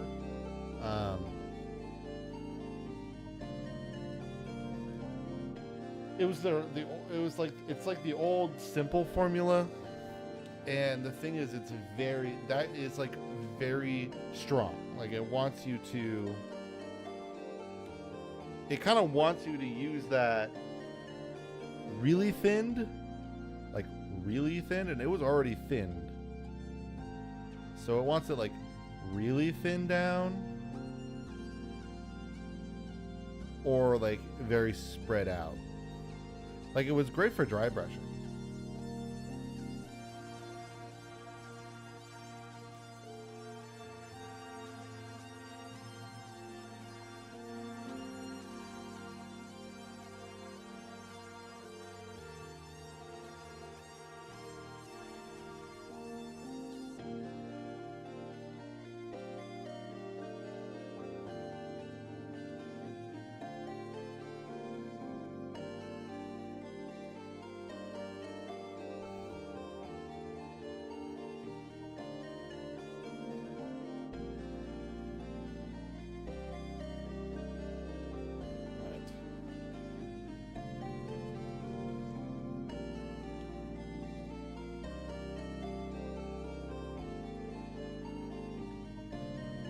Let's start kind of prepping the next thing. That's why I have to prep it. I'm really making sure it's like, it's been sitting for a minute. So.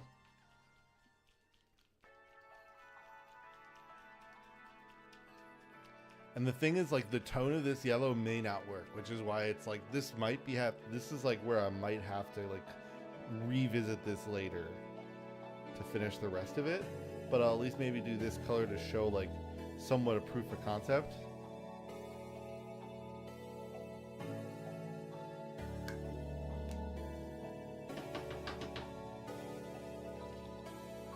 But we're gonna try Yondon Yellow, which is conceptually one of the yellows that we really want to have for this.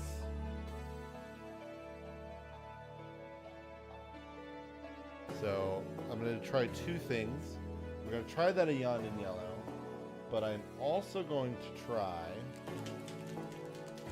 to, one of the things I've seen is to make yellow pop better is actually to paint it over a pink.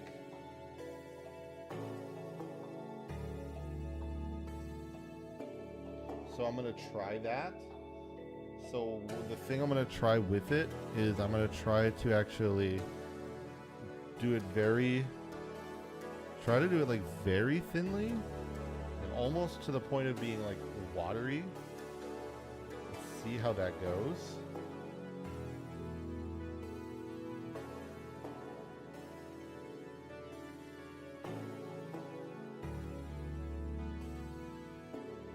Not dry.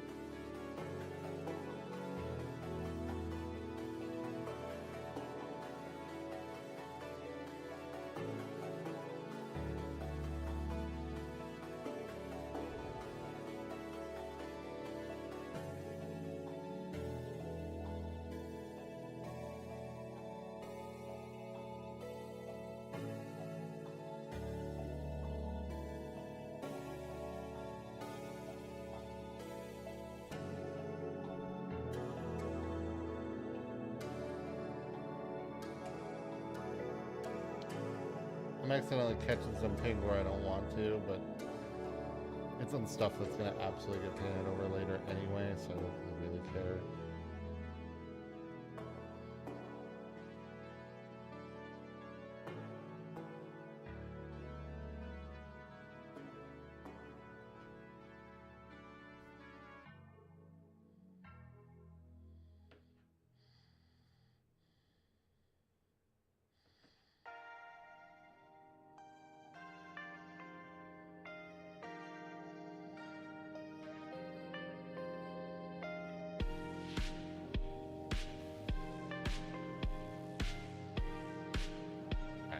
See how this goes. I'll let that dry. but I'll try the Eondin yellow on the other leg. So what I'm experimenting with this model is how well the Eondin yellow goes over the pink. I've seen that putting it over pink can be very helpful, or can make the yellow bit a better color, you know? So we're gonna figure this out though. So this is a contrast paint. So we're gonna kind of see how, I hate, I've started to turn a little bit on contrast paint. I kind of hate how globby it does get. So I'm really gonna try to spread it here, but it's hard to do that properly. It gets real globby. Contrast paint does not sit evenly.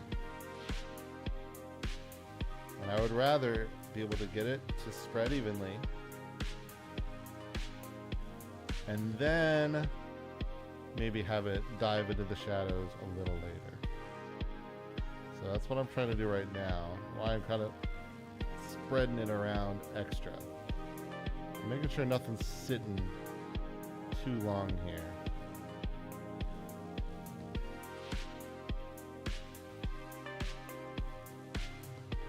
Okay. That's in a good spot, at least for now. I'm gonna actually switch to my smaller brush here.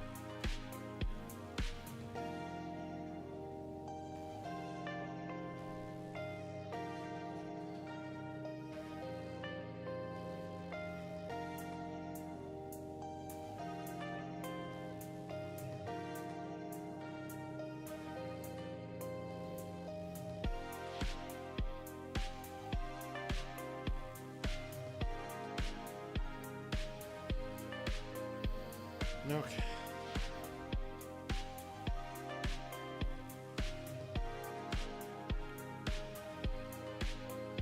Yeah, this Eondin yellow looking kind of a little orange right now, right? It's a little orange.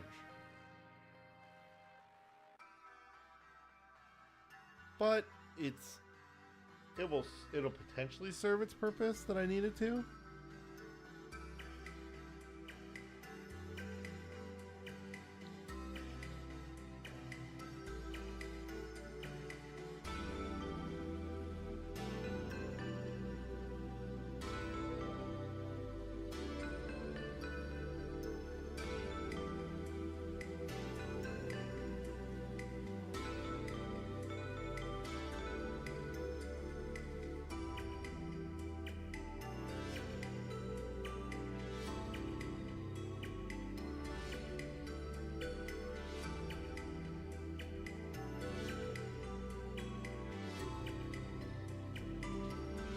This is looking very orange.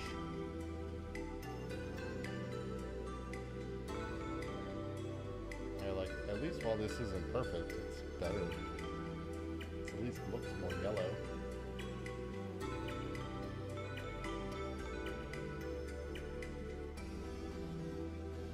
You know? This looks more yellow.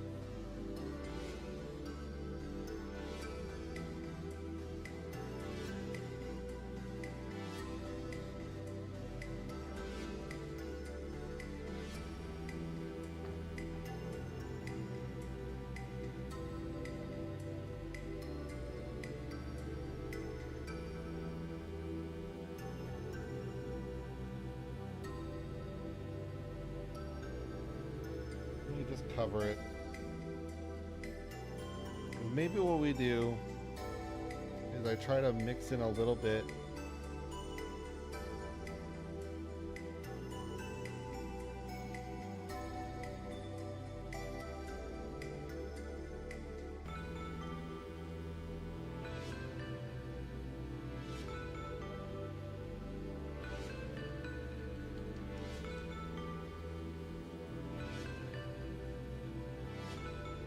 see what happens when I get a little bit of white mixed in here.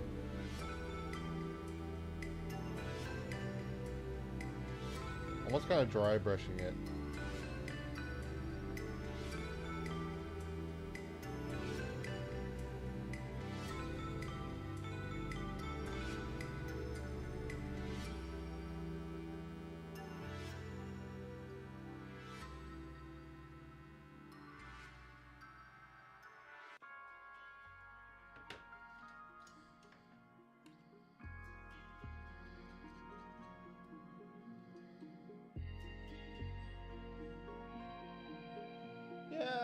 Still not as yellow.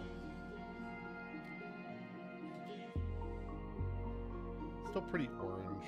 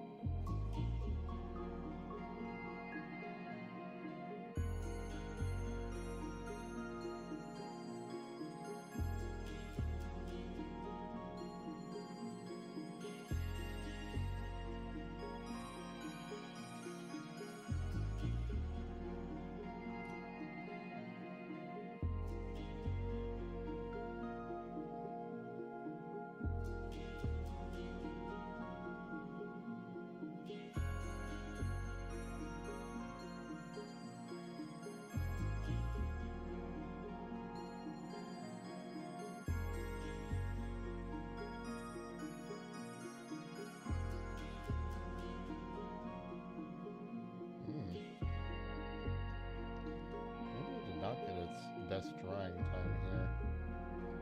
Some of the white underneath maybe didn't get its best drying time.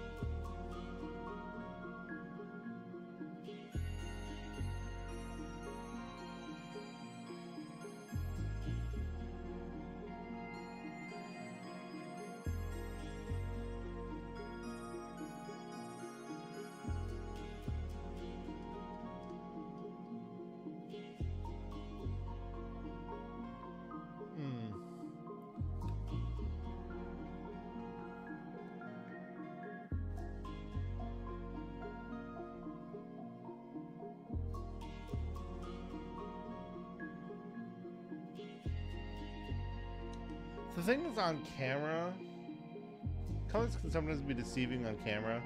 This has like a bit of a yellowy hue to it, but it's really not. Like, it's not as good as the other one is. And it's kind of clumpy. Not as thin as maybe I had hoped it would be.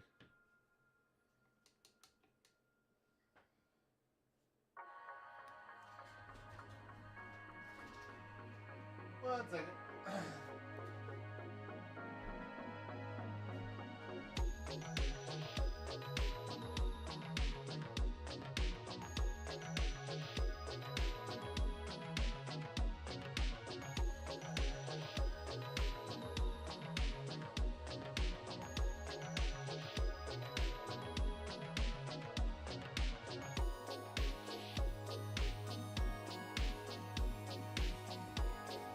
Time to utilize the Paint Remover 9000, which is going to be a toothbrush coated in alcohol, rubbing alcohol.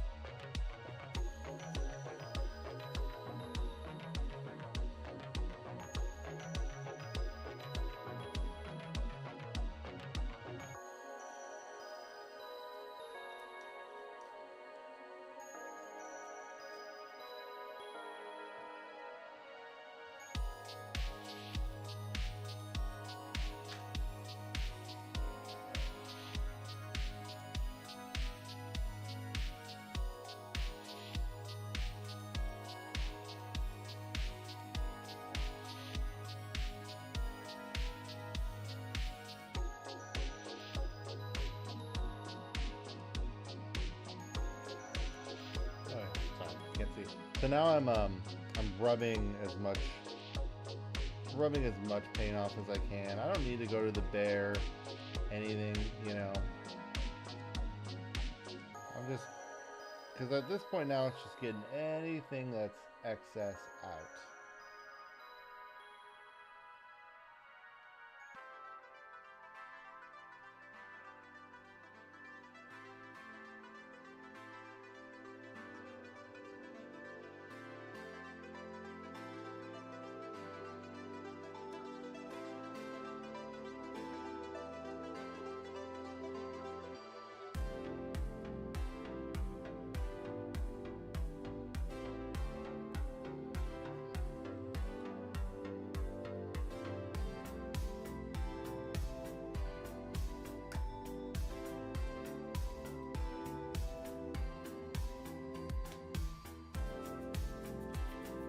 I'll come back to this guy.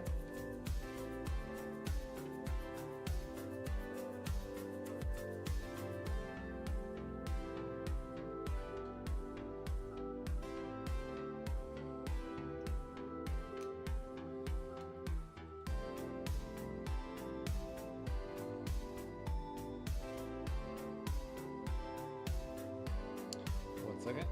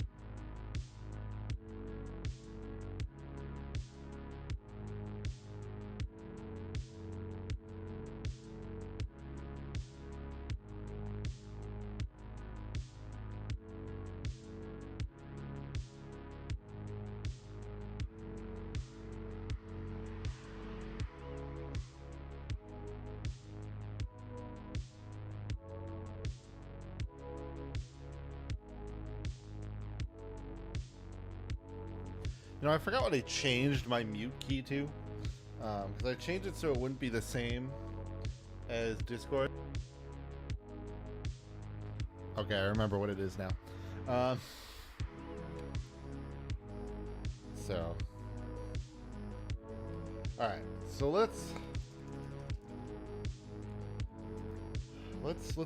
shoot for this here.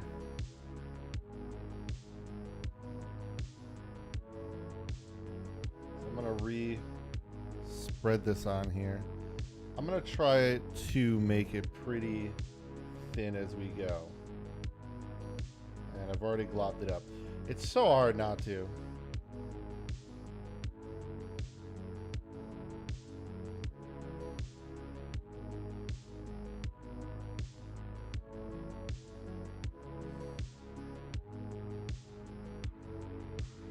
But if one side's kind of globby and another side isn't, then that's fine. That's just fine.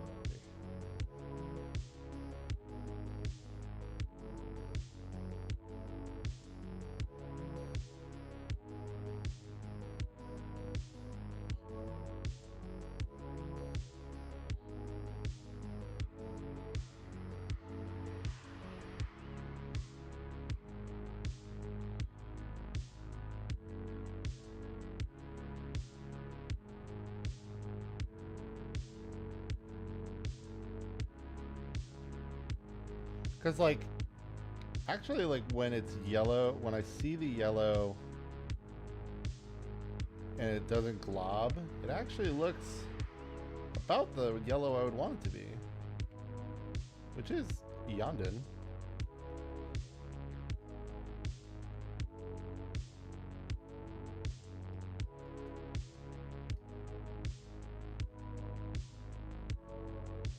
We almost made the base color yellow. But then we kind of realized because we were going for like an Iron Warriors based warband, that being yellow probably is a sin, and we would have been truly like just hunted down by our former brothers, which could have been a move. That could have been a play.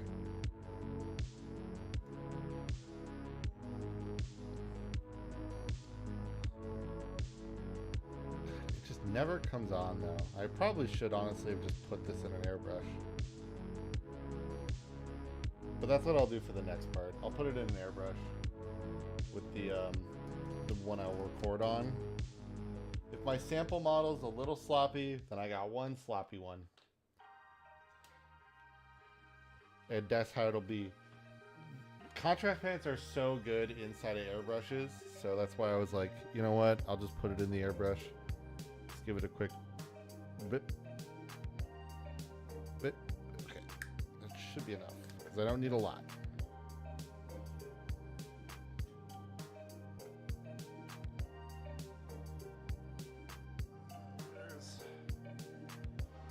What can I spray out to? I'll just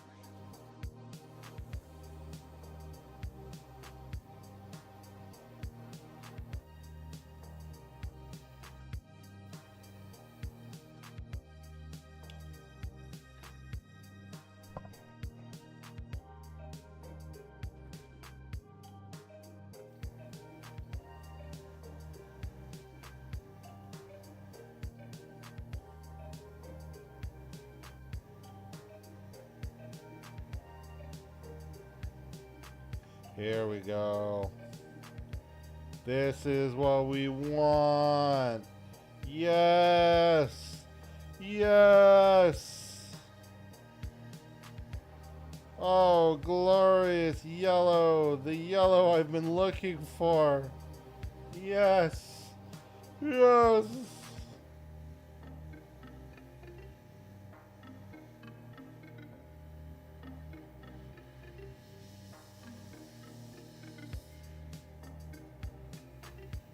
Woo! Little hot, little hot. Gotta back up, back up.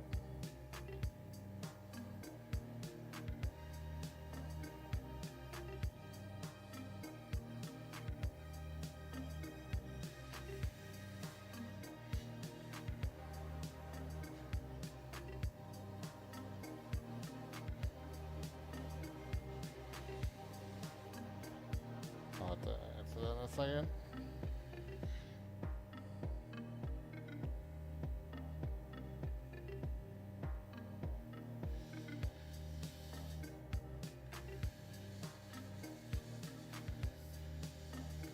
Whoop.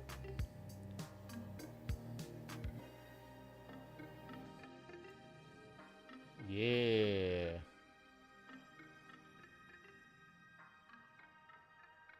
Yeah, there we go.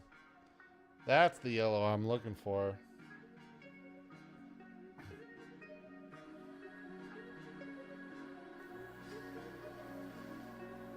Okay, I kind of had to figure that. I just wanted to see what happens when I directly apply the yellow.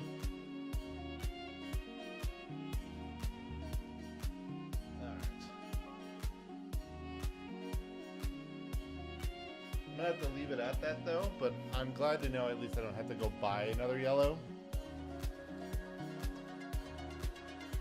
Luckily the next technique I don't need to use on the, I can just record right away. I need to kind of get through this.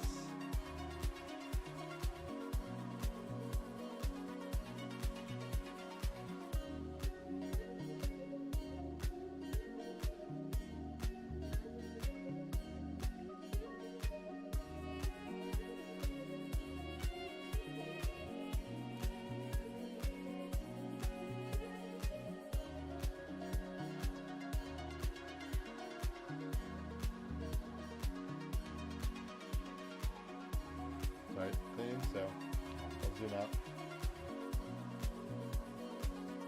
Ah! I spilled. Not on me at least.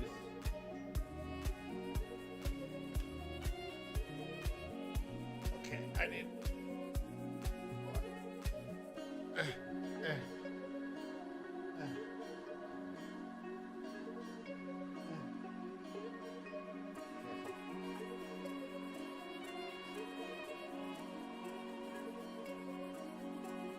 Okay. Okay, that's fine. Woo! Alright. Sounds good to me. I'm okay with that. Thank you.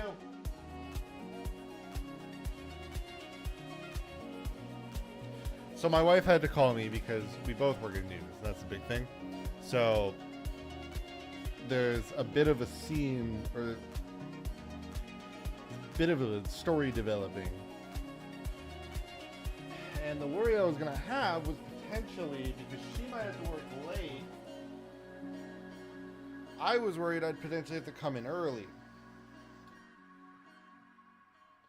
So I don't want that, because we have a dog. We have our lovely Miss Maisie. And I need to take care of her. And potentially what I would have to do is get stuff for, you know, get a spare key or something to parents. Like to our parents.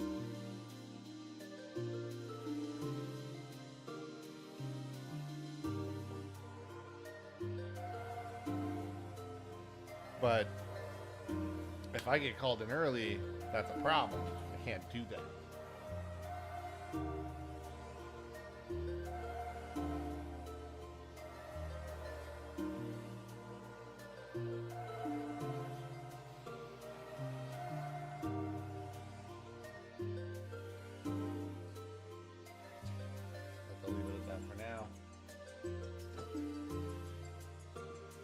But alright, I'm all good. I'm not getting called in early, thankfully.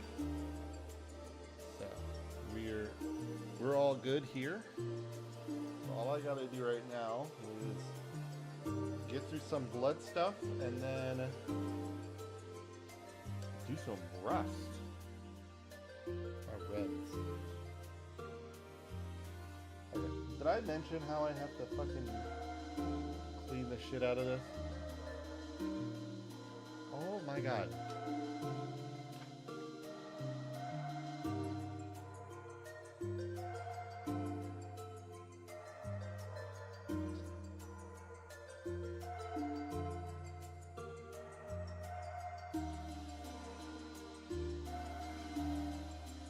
This is one of my favorite things to do. It's like blood.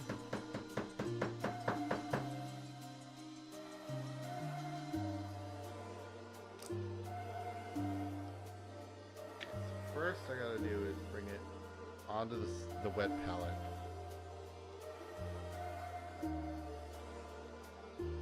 I need use this one, honestly.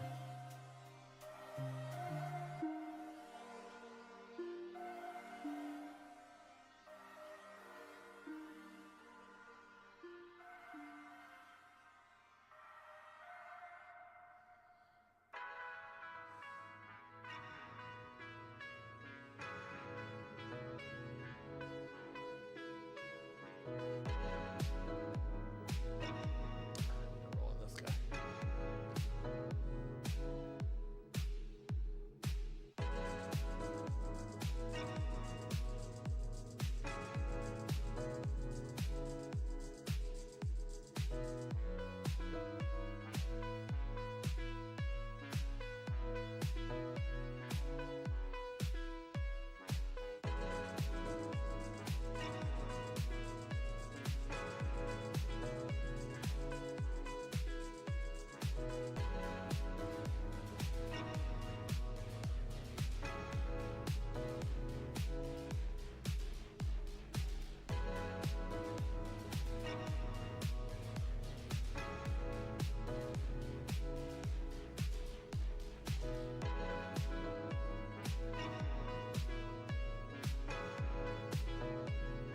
Gonna kind of like get a little nutty here now, above this edge of the foot.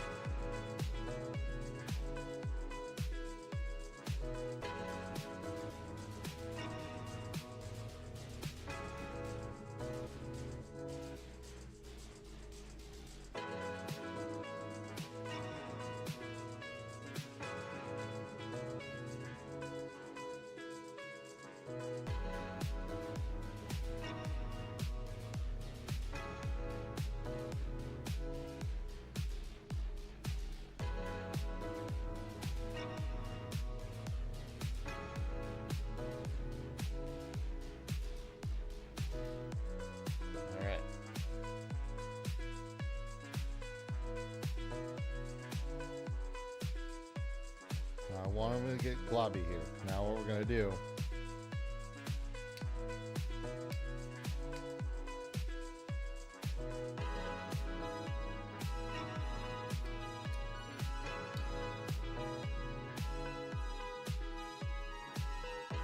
damn it, it's too much.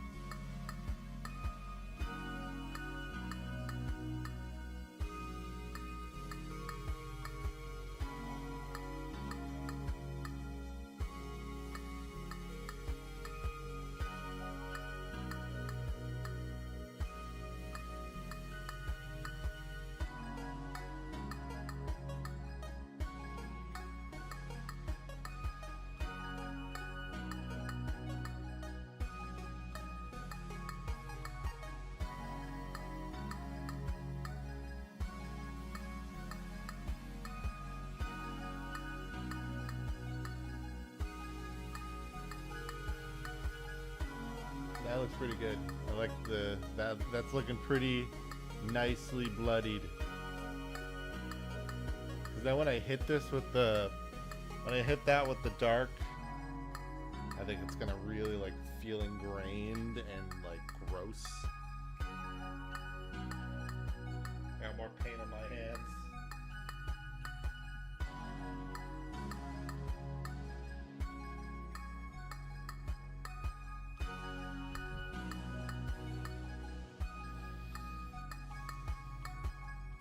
God, I remember one of the early times I started work at the news station.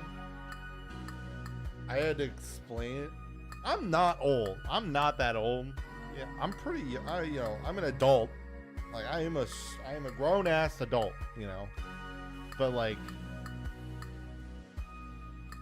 I had to explain to somebody who is honestly probably near my age. Like maybe if anything like a year or two younger than I was, like what 10-4 meant, and like I was potentially about to lose my mind.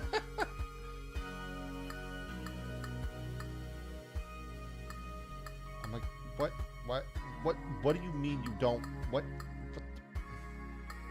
Why do I have to explain this to you?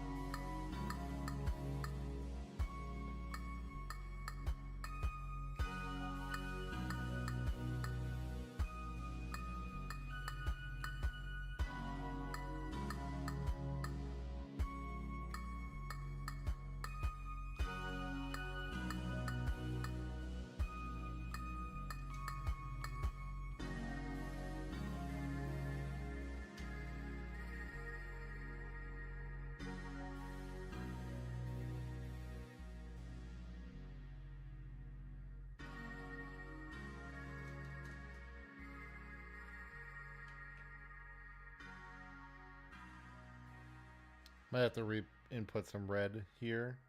So I kind of lost some applying the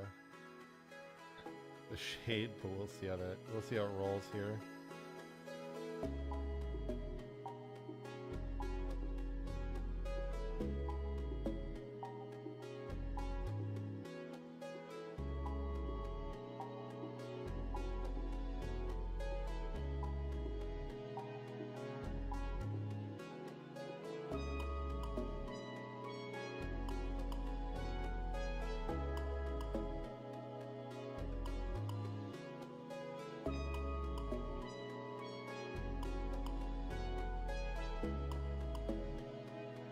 That's nasty. That's looking nasty. That's gonna look, and then when that dries, it's gonna look even nastier.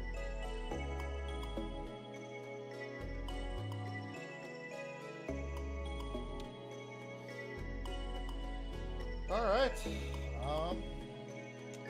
do some of the rust trim here, and then I'll call it a day.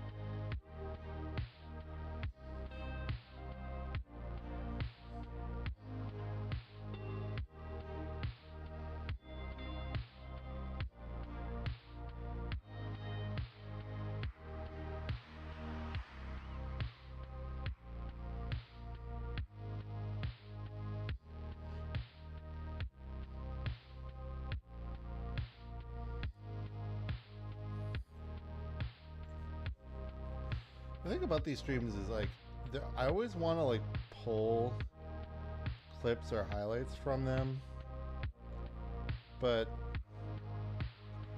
I really can't really do that from like a highlight perspective, because like the problem is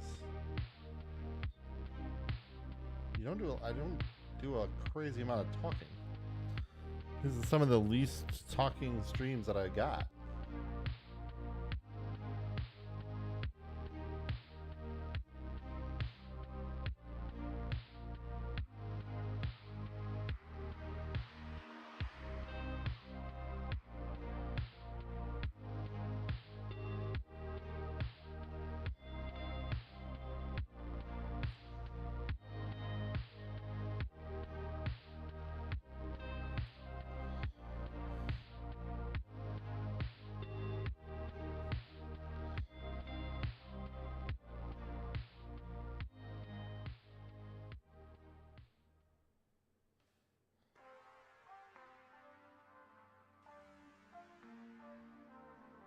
So I will note this trim is all gold and whatnot now. I'm going to heavy rustify it once it's dry.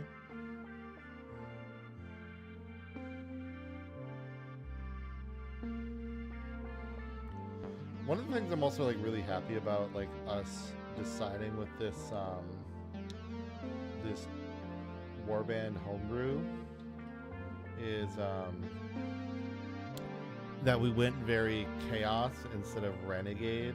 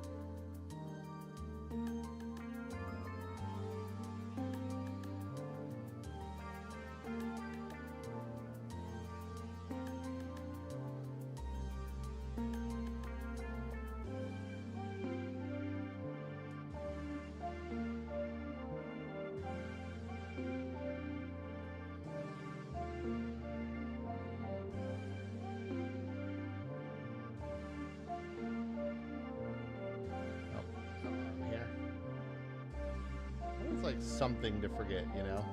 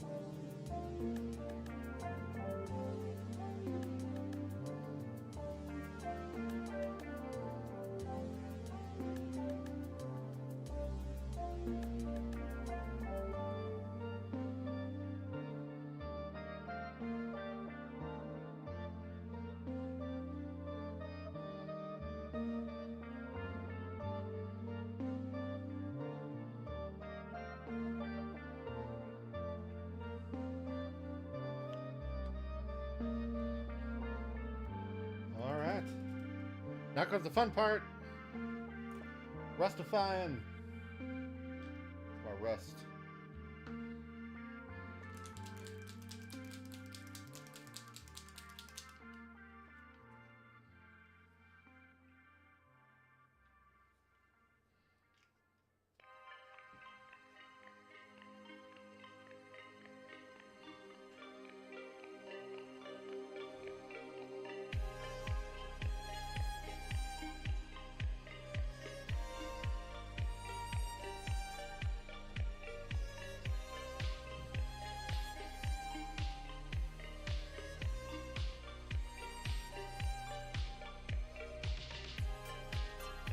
And I'm actually okay if I put the rust on while it's a little wet in some spots, because I do want like the rust to really feel blended into the trim.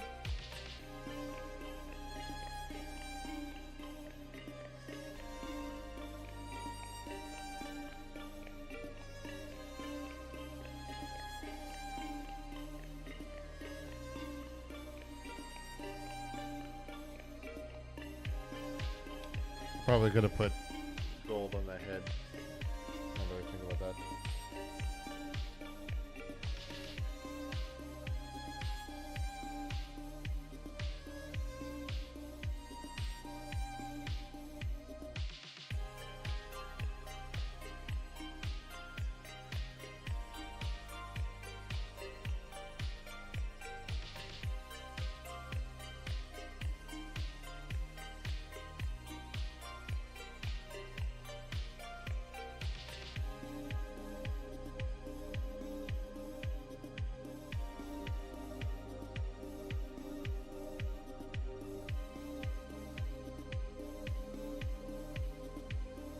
Now this is kind of just like Blob City here. On the back.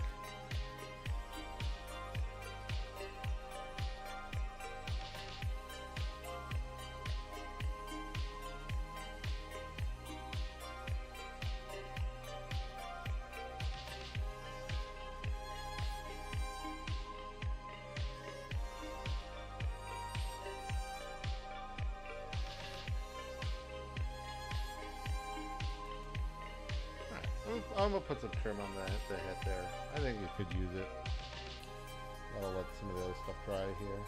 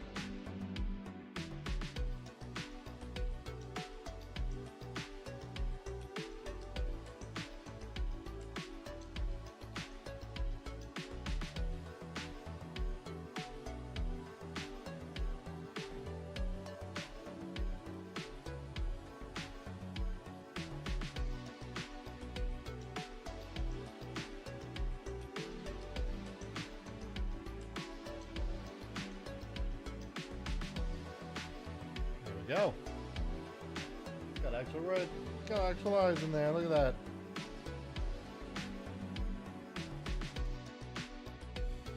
Whew.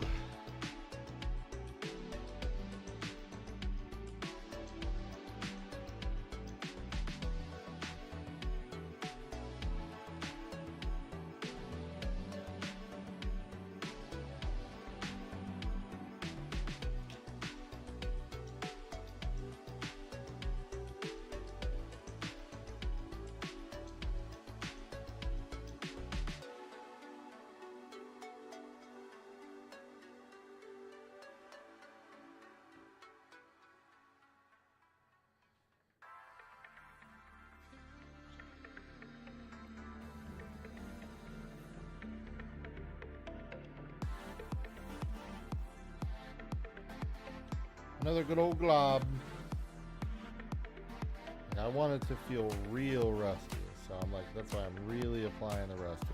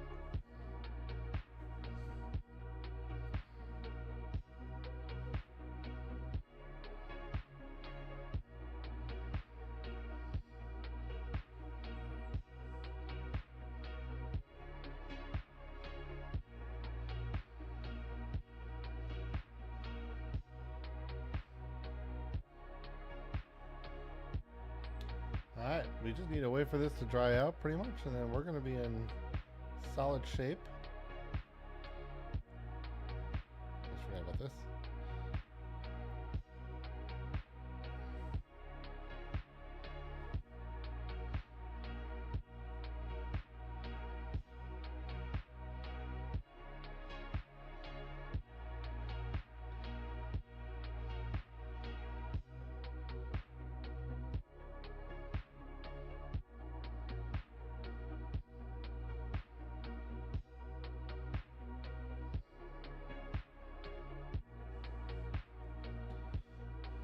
All right. I'll have to do some finalizing and whatnot later, but we are otherwise, I think, set to, this will be ready for beauty shots. I'll just have to base it and stuff, but otherwise it'll be ready for beauty shots. Well, actually, we can do a quick, we can do the line at least, the base lining.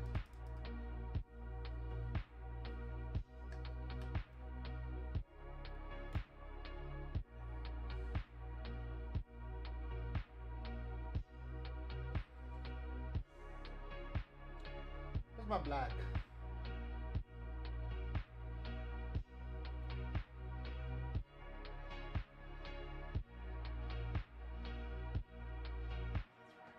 Dark silver. I'll debate that. I'll try that in the future. I have a dark silver I forgot about. That I wonder if mixed with... I wonder if that dark silver mixed with the... Oops. I made a bit of an oopsie. It's alright. Nobody needs to know.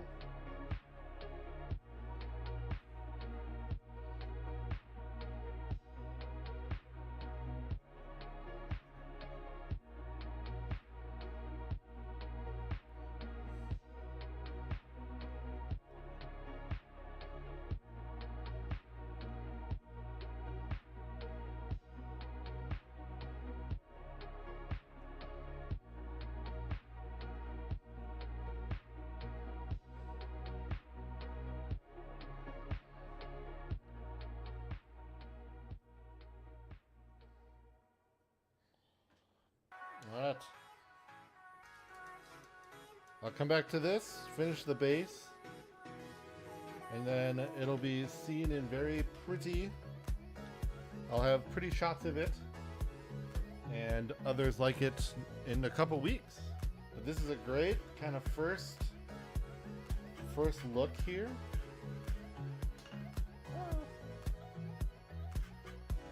This is a great first look at what we're looking at doing. The legs might be a bit, it's going to be a little bit extra for, I think, an entire army concept, but it would be the first time I've worked with something like that. Well, that's going to do it for me today. I got to